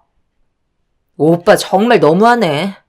결혼하더니 아주 성격이 싹 바뀌었어. 나도 집에 일찍 들어가 쉬고 싶었던 거. 그래도 새언니 얼굴 한번 보려고 애들 데리고 힘들게 왔는데 꼭 이렇게 매몰차게 행동해야 되겠어? 나 지금 오빠한테 너무 서운해. 아, 몰라. 여기까지 오는데 힘을 다 빼서 기력도 없으니까 새언니가 차려주는 저녁은 먹고 갈 거야. 갑자기 찾아온 신우 때문에 저희 부부는 상당히 난처 있었죠. 남편이 돌아가라고 화를 내는데도 끝까지 버티면서 제가 차려주는 저녁상을 받아 먹겠다고 난리를 치는데 새 아이들까지 칭얼거리며 보채기 시작하자 남편도 난감한 표정으로 저를 바라보고 있었습니다. 상황을 더 악화시키고 싶지 않아 어쩔 수 없이 신우 내외를 받아들였고 창거리는 별로 없었지만 그래도 집에 있는 것들로 신경 써서 준비를 하게 되었어요. 신우는 자기가 생각했던 것보다 음식의 가짓수가 부족하다고 느꼈는지 불만을 꺼내 놓았지만 남편이 옆에서 붉어진 얼굴로 한 소리 하게 되자 그제서야 입을 다문 채 아무 말 하지 않고 먹기 시작했어요. 남편은 저녁만 먹고 들어가길 원하고 있었는데 신우는 소화도 시킬 겸 잠깐 쉬고 가겠다며 저한테 신우의 아이들을 맡기길래 당황스러운 표정으로 바라보자 신우는 아이 낳기 전에 체험해 보는 것도 나쁘지 않다며 소파에 앉아 TV를 시청하기 시작했어요. 결국 참다 못한 남편은 목소리를 높이며 집안이 떠나갈 정도로 화를 내고 말았습니다. 그제서야 꼬리를 내린 신우는 어쩔 수 없이 집으로 돌아갔지만 거기에서 끝나지 않고 뒤이어 시무한테 전화가 왔었죠. 너 요즘 우리 집에는 아예 올 생각이 없는 거니? 방금 민경이가 다녀간 거 같던데 저녁만 먹고 내쳤다며? 네가 속이 그렇게 좁아 터졌으니까 아직까지 애를 가지지 못하는 거야. 애 셋을 보는 게 얼마나 힘든데 그거 좀 쉴 수 있게 도와줄 수도 있는 거지. 저녁밥 먹는 것도 엄청 눈치 줬었다면서? 어머님, 그게 아니라요. 아가씨가 갑자기 찾아와서 아예 준비가 되어 있지 않았어요. 창거리도 몇 개 없어서 저도 곤란한 상황이었는걸요. 눈치를 준 건 아니에요. 아이, 핸드폰 줘봐봐. 내가 좀 얘기할게.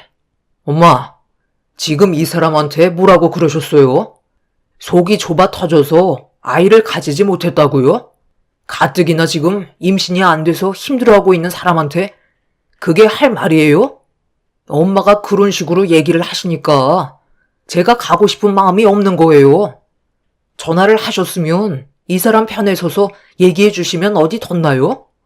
민경이는 집에 있는 거 전부 다 거덜내고 갔으면서 엄마한테는 눈칫밥 먹었다고 그랬어요? 저는 민경이한테 전화하기 싫으니까 엄마가 제 말 전해주세요. 한 번만 더 우리 집에 말없이 찾아오면 그땐 가만두지 않겠다고. 저희 집에는 당분간 얼씬도 하지 말라고 확실하게 말해주세요. 너 엄마한테 말버릇이 그게 뭐야? 나는 뭐 며느리한테 전화하고 싶어서 한 줄 아니?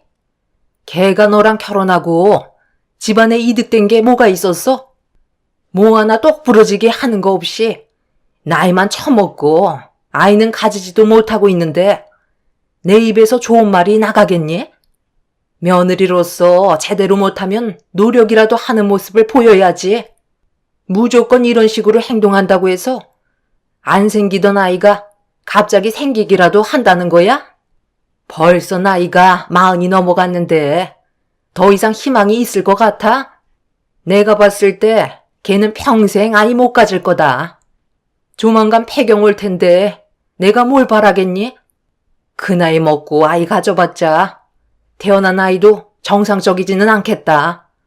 내가 그래서 애초부터 결혼하기 전에 무조건 젊은 여자랑 결혼해야 된다고 했던 이유가 바로 여기에서 나타나는 거야.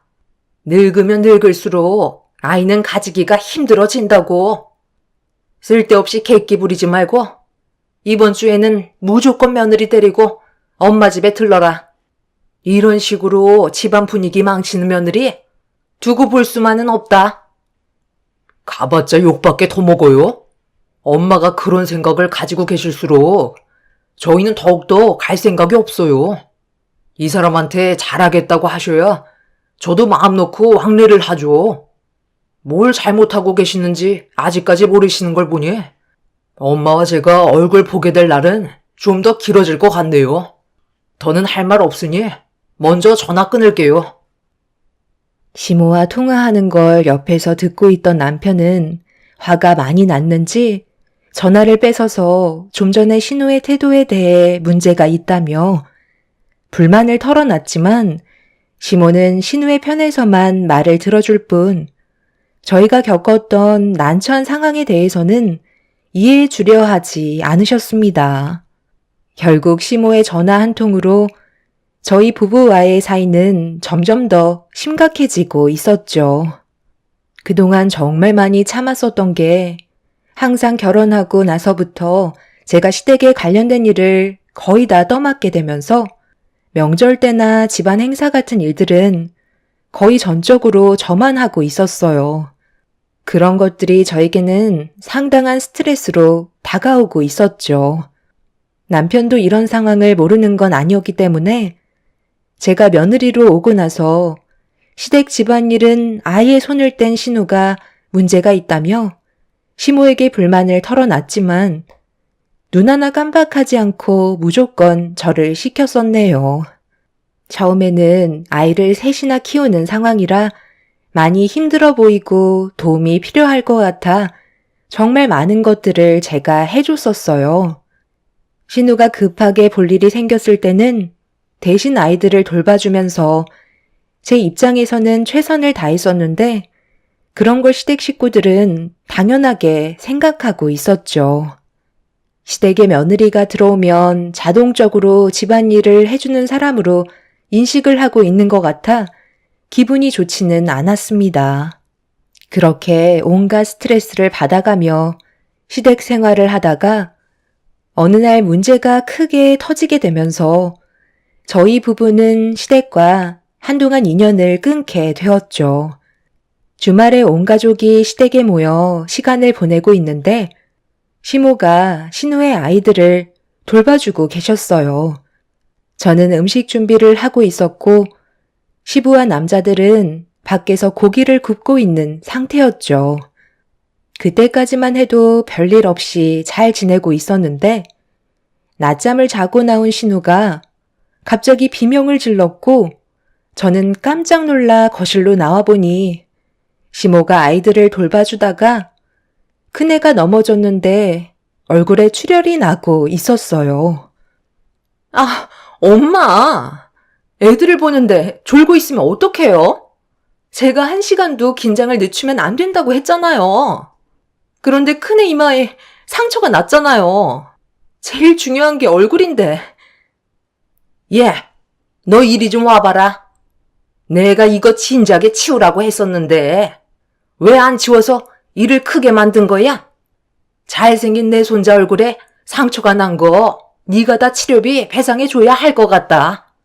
얼굴에 상처 난 건 제대로 치료하지 않으면 평생 가는데 네가 다 책임을 져야 할 것 같다.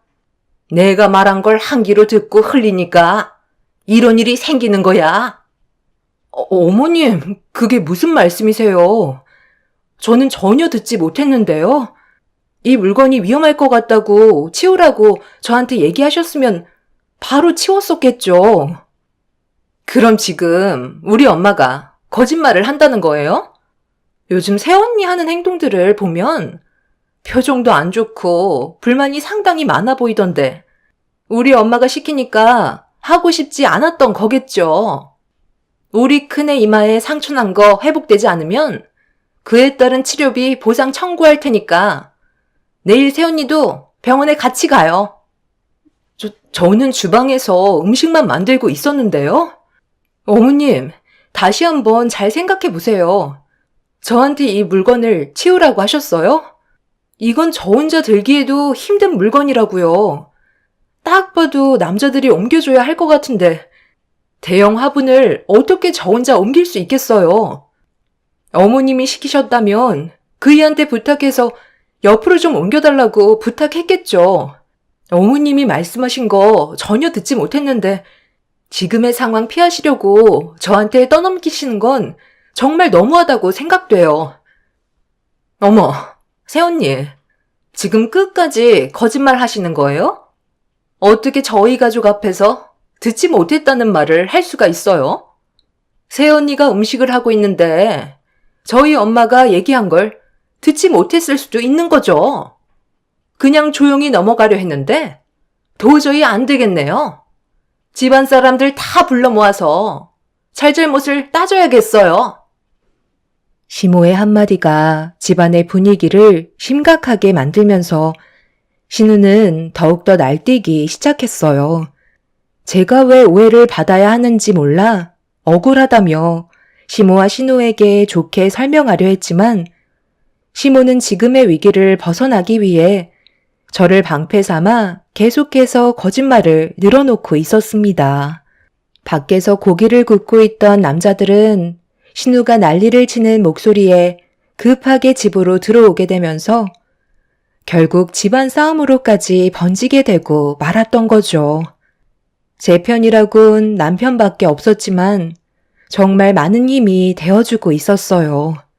결국 그날 서로에게 많은 상처를 주게 되면서 인연까지 끊자는 말이 나오게 되었고 저희 부부는 그날 이후 시댁에 발도 들이지 않았던 거였어요.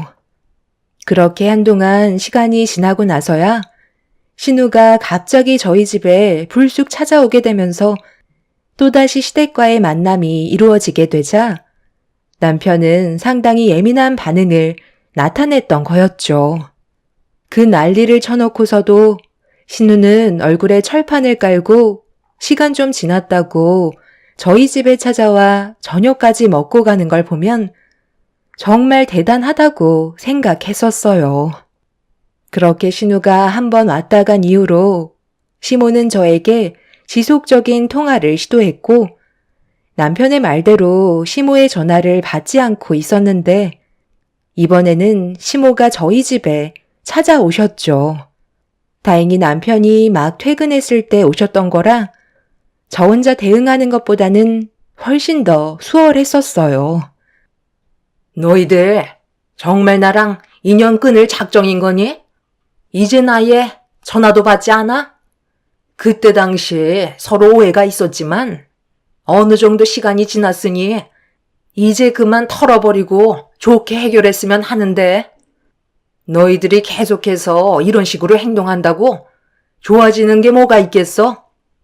가족들끼리 등 돌리고 사는 게 얼마나 안 좋은지 모르는 거 아닐 텐데 이제 그만하고 조만간 서로 모여서 분위기 좋은 곳에 가서 식사라도 같이 하자. 평생 얼굴 안 보고 살 수는 없는 거잖아. 안 그래? 그럼 그때 일에 대해 이 사람한테 사과 먼저 하세요. 엄마가 애들을 돌봐주다가 사고가 난 건데 그걸 주방에서 음식 만들고 있는 이 사람한테 모든 책임을 전가하는 건 너무 억지였잖아요. 어차피 지난 일이니까 솔직하게 얘기해보세요. 그때 민경이가 하도 난리를 치니까 엄마 자신도 모르게 갑자기 툭 튀어나왔던 말이 걷잡을 수 없을 정도로 커지게 된 거죠.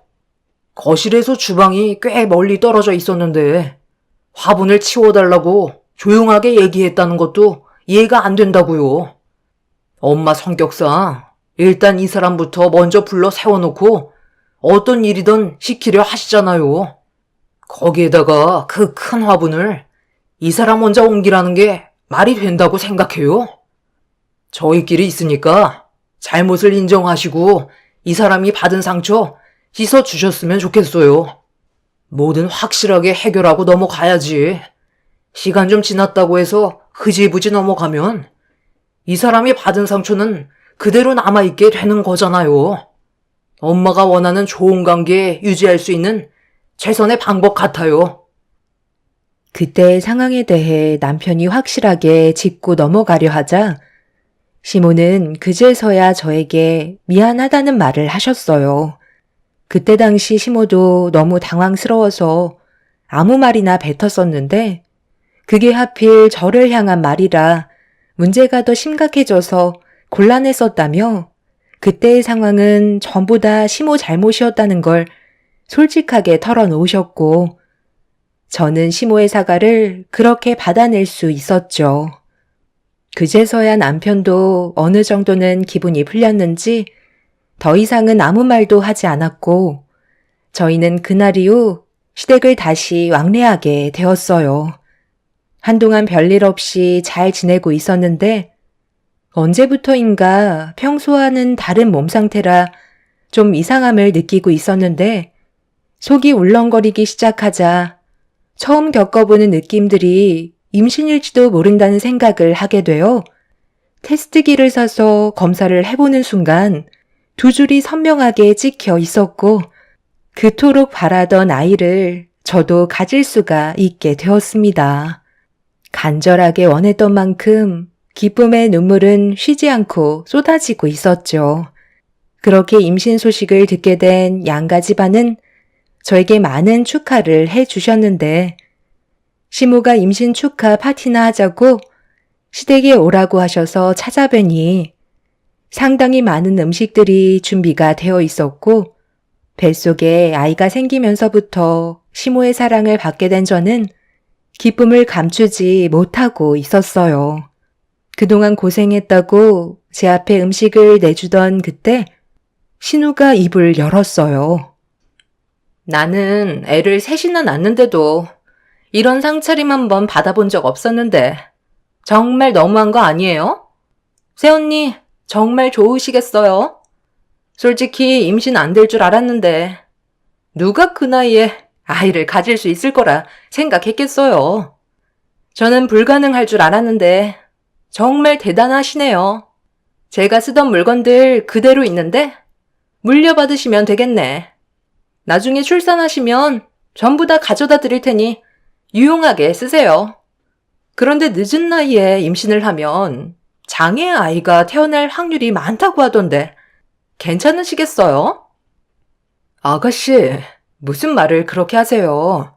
그런 일은 생각도 하지 말아야죠. 제 뱃속에서 자라고 있는 아이가 장애를 가지고 태어났으면 하는 바람이라도 있는 거예요. 원래 갑자기 찾아온 아이는 불완전한 경우가 많더라고요. 제 주변에서도 늦은 나이에 임신했다가 출산을 했는데 다운증후군을 가지고 태어난 아이도 꽤 많이 봤어요. 새언니는 정상적인 아이가 태어날 수도 있으니 너무 걱정은 하지 마세요. 저는 그냥 임신 한번 한 거 가지고 너무 큰 관심을 받고 있으니까 그게 좀 눈에 거슬려서 자제를 좀 해달라는 거예요. 저는 애를 셋이나 낳는데도 조용히 그냥 지내고 있잖아요. 너무 대놓고 좋아하시니까 좀 그래서요. 왜? 너희 새언니가 지금 임신해서 대접받으니까 그게 그렇게 배가 아프냐? 너는 항상 그게 문제야. 자기보다 좀 더 받는 것 같거나 관심이 한쪽으로 쏠리면 그걸 꼭 질투하더라. 모두가 너희 새언니를 진심으로 축하해주는 건 그동안 정말 많은 노력을 했었고 포기하지 않았기 때문에 좋은 결과를 가져온 거에 대해 축하를 해주고 있는 거라고. 내가 봤을 때 너희 새언니가 임신한 걸 아니 곱게 생각하고 진심으로 축하해주고 있지 않는 네가 오히려 더 안 좋은 모습으로 보이는 거 아니야? 신우는 제가 임신했다는 걸 못마땅하게 생각하는지 불만스러운 얼굴로 저에게 말을 막 하길래 기분이 좋지 않았지만 시모가 저를 위해 맛있는 음식을 만들어준 노력을 헛되게 하고 싶지 않아 최대한 참고 넘어갔었어요. 남편은 항상 신우에게 벼르고 있다며 분노를 참고 있다는 걸 보여주고 있었고, 신우와의 관계 회복은 정말 쉽지 않았네요. 아무리 노력을 해도 신우는 저를 항상 싫은 대상으로만 생각하고 있는 것 같아 마음이 좋지 않았습니다. 남편은 그날 임신하는 기간 동안 스트레스 받지 않았으면 좋겠다고 출산 전까지 아무도 찾아오지 않았으면 한다는 부탁을 하게 되었어요. 시모는 남편의 말에 불만을 얘기했지만 아이가 우선이라며 예민하게 반응을 하고 있었죠. 시댁에서 받았던 스트레스가 언제 또다시 이어질지 몰라 항상 불안한 마음을 가지고 있는 듯 보였습니다. 남편이 강하게 얘기하자 시모도 더 이상은 아무 말도 하지 않았었죠. 그렇게 저는 10달 동안 저희 부모님 외에는 아무도 집에 찾아오지 않았고 저는 스트레스 하나 받지 않은 채 성공적인 출산을 할 수가 있었습니다. 시모는 제가 출산하자마자 산후조리는 시모가 직접 해주고 싶다며 저희 집에 오셔서 도와줄 수 있는 걸 최대한 많이 도와주셨어요. 산후조리 센터에서 관리를 받아도 되지만 시모가 건강한 아들 손자를 낳아줬다는 거에 너무 고마우셨는지 정가는 확연히 다른 모습을 보여주셨죠. 그렇게 시모의 사랑을 한 몸에 받고는 있었지만 신우가 그런 저와 시모의 사이를 질투하면서 불만들을 계속해서 쌓아나가고 있었습니다. 그러다 시모가 잠깐 시댁에 들리게 된 날, 신우가 그 틈을 놓치지 않고 저희 집에 찾아와 충격적인 행동을 저질렀어요. 새언니, 저 왔어요. 요즘 얼굴에 행복이 넘치고 계시네요. 연락도 없이 와서 놀라셨죠? 요 앞에 친구들 좀 만났다가 언니 생각나서 왔죠. 애는 볼만해요? 아직 손이 서툴러서 고생 좀 하실 거예요. 그래도 아이가 있는 게 훨씬 더 행복하죠? 저도 그래서 아이를 셋이나 낳았다니까요. 저도 조만간 하나 더 낳을까 생각 중이긴 한데 애들이랑 나이 차이가 너무 나서 고민 중이에요. 제가 오늘은 시간이 좀 없어서 용건만 간단히 하고 싶거든요. 제가 방금 친구들 만나고 왔었다고 했잖아요. 그런데 아직 그 친구들이 가지 않고 저를 기다리고 있어요. 오래간만에 제대로 좀 놀아보고 싶은데 애들이 있어서 제가 시간을 내지 못하니까 친구들이 서운해 하더라고요. 그래서 찾은 방법이 바로 새언니한테 제 아이들을 맡기는 게 좋을 것 같아 이렇게 찾아왔어요. 잠깐이면 되니까 애들 좀 봐주실 수 있으시죠? 저도 양심이 있는데 너무 늦게 오진 않을 거예요. 저희 엄마도 어차피 조금 있다가 오실 거잖아요. 그때까지만 좀 부탁드릴게요. 올 때 제가 맛있는 거 사가지고 올 테니까 그렇게 해주실 수 있죠? 이래서 가족이 가까이에 있어야 된다고 하나 봐요. 그럼 부탁 좀 할게요. 아가씨, 잠깐만요. 제가 지금 어떻게 애를 셋이나 돌보고 있어요. 제가 아직 몸이 회복이 되지 않아 움직이는 것도 쉽지 않은데 아이들을 돌보는 건 어려움이 많다고요. 차라리 어머님 오셨을 때 다시 오면 안 될까요? 아직 걷는 것도 쉽지 않아서 그래요. 무작정 애들을 놓고 가면 혼자서 감당할 수가 없다고요. 애를 하나 보나 넷을 보나 거기서 거기인데 뭘 그것 가지고 엄살이에요? 저희 애들 몇 번 봐주신 적 있잖아요. 그때처럼 그냥 하면 돼요. 신우의 애들을 저에게 무작정 떠밀었고 저는 대응을 못한 채 신우의 행동을 보고 있을 수밖에 없었어요. 혼자서 모든 걸 감당할 수 없었던 저는 시무한테 전화를 했는데 하필 그날 받지 않더라고요. 어쩔 수 없이 전화 통화를 계속해서 시도하면서 아이들을 돌보고 있었습니다. 제 몸 하나 가누기 힘들었지만 어쩔 수 없는 상황이라 받아들여야만 했고 여기저기 돌아다니는 아이들이 혹시라도 위험해질 수 있는 상황이 오게 될까봐 한순간도 눈을 떼지 못하고 있었죠. 그렇게 몇 시간이 흘렀을 때 시모와의 전화가 겨우 연결이 되면서 지금 현재 제가 겪고 있는 상황에 대해 알려드렸어요. 시모도 많이 놀라셨는지 급하게 저희 집으로 달려오셨고, 시모가 들어온 이후 힘들었던 상황은 겨우 정리가 될 수 있었습니다. 시모는 신우에게 전화를 해서 어떻게 된 거냐고 물어보며 화가 난 얼굴로 통화를 하셨지만 최대한 침착하게 모든 걸 풀어가려고 좋게 말씀하시면서 신우가 서둘러 집으로 돌아오길 바라셨어요. 하지만 신우는 저녁 12시가 다 되어서야 찾아왔고 이 소식을 들은 남편은 일찍 퇴근해서 저를 도와주다가 한계에 다다른 상태에서 술에 취해 들어오는 신우를 보며 난리를 치고 말았어요. 신우 남편은 전화조차 받지 않아 부부의 관계에 문제가 있다는 걸 어느 정도 짐작할 수 있었지만 신우는 술이 머리끝까지 취해서는 아이들을 데리고 집으로 갈 수가 없다며 다음날 아침 일찍 가겠다고 그대로 거실에서 뻗어 자고 있었습니다. 남편이 난리를 치려 했지만 아이들이 깊은 잠에 빠져 있는 상태라 소란을 피우는 건 오히려 좋지 않은 상황만 만들게 돼서 저희는 결국 아무것도 하지 못한 채 신우의 행동을 지켜볼 수밖에 없었죠. 그렇게 다음날 아침 일찍 남편은 다시 신우 남편에게 전화를 걸었고 그제서야 남편의 전화를 받은 뒤 저희 집으로 급히 왔는데 안색이 상당히 어두워진 모습을 하고 있었어요. 남편이 둘 사이에 무슨 일이 있었냐고 물어보자 최근 들어 신우가 외박을 많이 해서 한바탕 크게 싸운 적이 있었다며 부부 사이에 문제가 생겼다는 걸 설명하고 있었습니다. 신우 남편의 그런 말을 옆에서 묵묵히 듣고 있던 시모가 저를 툭 치면서 갑자기 한마디 하셨습니다. 예, 안 되겠다. 네가 좀 도와줘야 할 것 같다. 제가 원래 노는 걸 상당히 좋아하는 앤데 그동안 애를 셋이나 보고 있었으니 얼마나 많은 스트레스를 받고 있었겠니?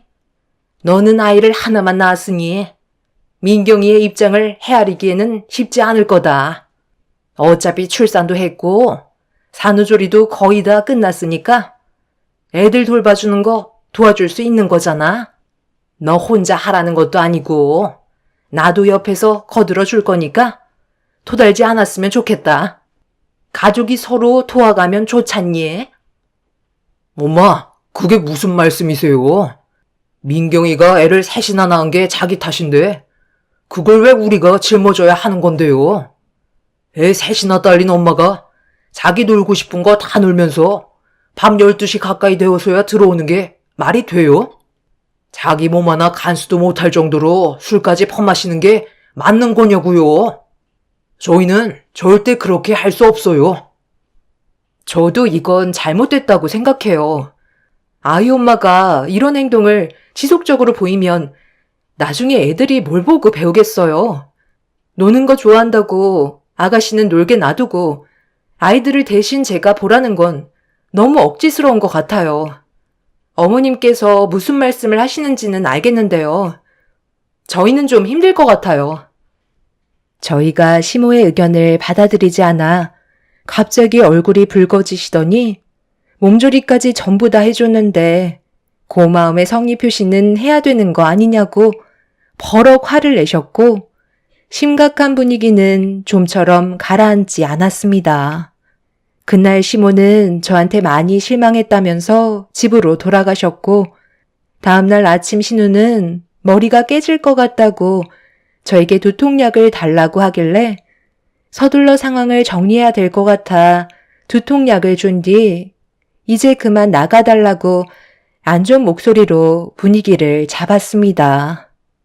밤을 꼴딱 새운 신우 남편은 아이들을 미리 차에 태웠고 남편은 신우에게 화를 내려 했지만 서둘러 출근을 해야 돼서 회사 일에 지장을 줄까봐 제가 나중에 다시 얘기하는 걸로 하자며 남편을 서둘러 출근시켰습니다.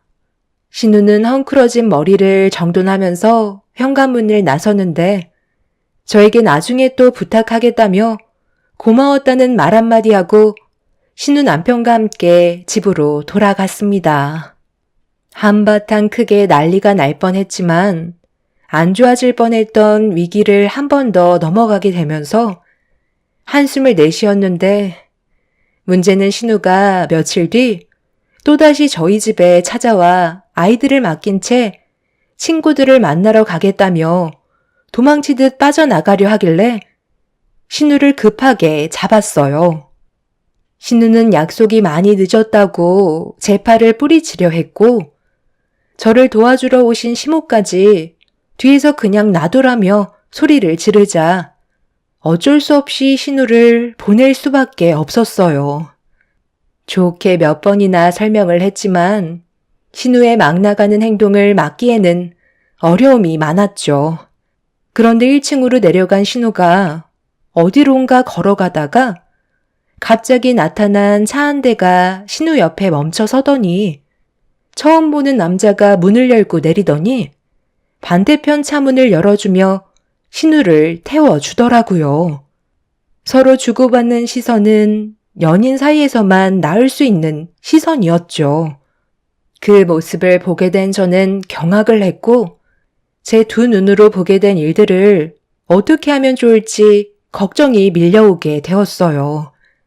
비밀로 하기에는 나중에 더 큰 일이 생길 것 같아 차후에 어떤 상황이었는지 신우에게 물어보기 위해 일단 시간을 둔 채 기다려보기로 했었어요.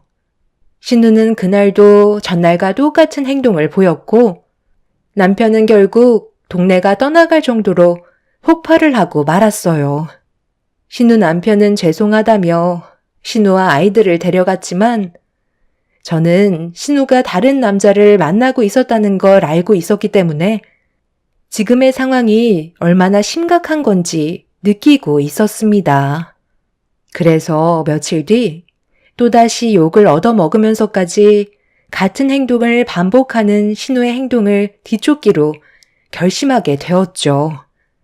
신우가 저희 집에 아이들을 맡기자 저는 시모에게 잠깐 마트에 다녀오겠다고 거짓말을 한 뒤에 신우의 뒤를 따라 붙었고 의문의 차가 신우를 데리고 가길래 저도 차를 타고 거리를 두며 신우의 뒤를 따라갔어요.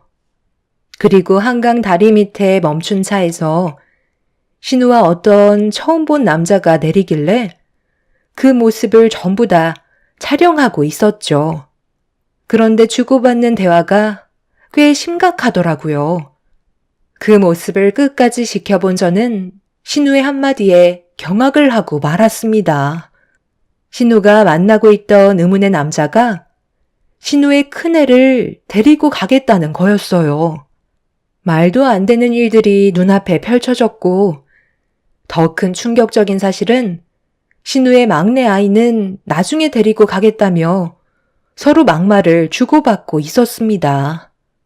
신우는 지금의 사태를 어떻게 수습해야 될지 몰라 혼자서 고민을 해결하지 못해 그동안 술을 먹었던 거였어요. 신우는 절대 안 된다며 자기가 키우겠다고 했지만 그 남자는 집안에서 알게 된 이상 데리고 가야 할 것 같다고 안 좋은 말들을 계속해서 주고받고 있었죠. 결국 이 문제는 그냥 넘어갈 수 없었고 저는 집으로 돌아와 남편에게 이 모든 사실을 알리게 되었습니다. 신우는 아무것도 모르는 상태에서 남편이 시댁으로 부르길래 온 거였지만 모든 식구들은 이 사실을 이미 알고 난 뒤였기 때문에 표정이 좋지는 않았죠. 신우 남편은 신우를 보자마자 얼굴에 손을 올려 붙였고 제가 찍은 영상을 보여주자 신우는 사색이 된 얼굴로 그 자리에 주저앉았습니다. 그제서야 모든 사실을 털어놓은 신우는 알고 보니 예전에 고등학교 때 서로 사귀던 사이였는데 동창회 때 만나게 되면서 신우 남편과 결혼했을 당시 한순간의 실수가 임신을 하게 되었던 거고 그 사실을 지금까지 숨기고 있었던 거였죠. 한 번이 어렵다고 첫째와 셋째까지 그 남자의 아이를 가졌는데도 뻔뻔하게 신우 남편의 아이처럼 키우며 살아왔던 거였네요. 결국 신우네는 한바탕 난리가 났고 신우 남편은 둘째 아이만 데리고 본가로 돌아가 버리면서 둘은 끝내 이혼을 하고 말았습니다. 신우의 쓰레기 같은 행동이 만천하에 드러나는 순간이었죠. 결국 신우가 데리고 있던 아이들은 그 남자의 집안에서 데려가겠다고 소송을 걸은 상태입니다. 한순간에 자기 자식들을 잃게 된 위기에 놓인 신우가 참 미련한 것 같아요. 시부모님께서도 신우의 잘못된 처신에 대해서 용서는 못하시겠는지 얼굴을 안 보고 계시네요. 저희도 신우를 받아주고 있지 않는 상태입니다. 과거의 추억과 잠깐의 쾌락에 자신의 인생을 망쳐버린 신우는 벌을 받아 마땅하다고 생각해요. 잘못은 바로 잡아야 하는 거고 그에 따른 대가는 본인이 감당해야 되겠죠. 앞으로는 정상적으로 살아갔으면 하는 바람입니다. 제 사연을 들어주신 분들께서도 동창회에 참석하시는 분들도 계실 텐데 과거에 좋았던 추억들 때문에 큰 실수가 나지 않게 항상 조심하시길 바랍니다. 가정을 깨는 건 잘못된 행동이니까요. 제 사연 들어주신 분들 감사합니다.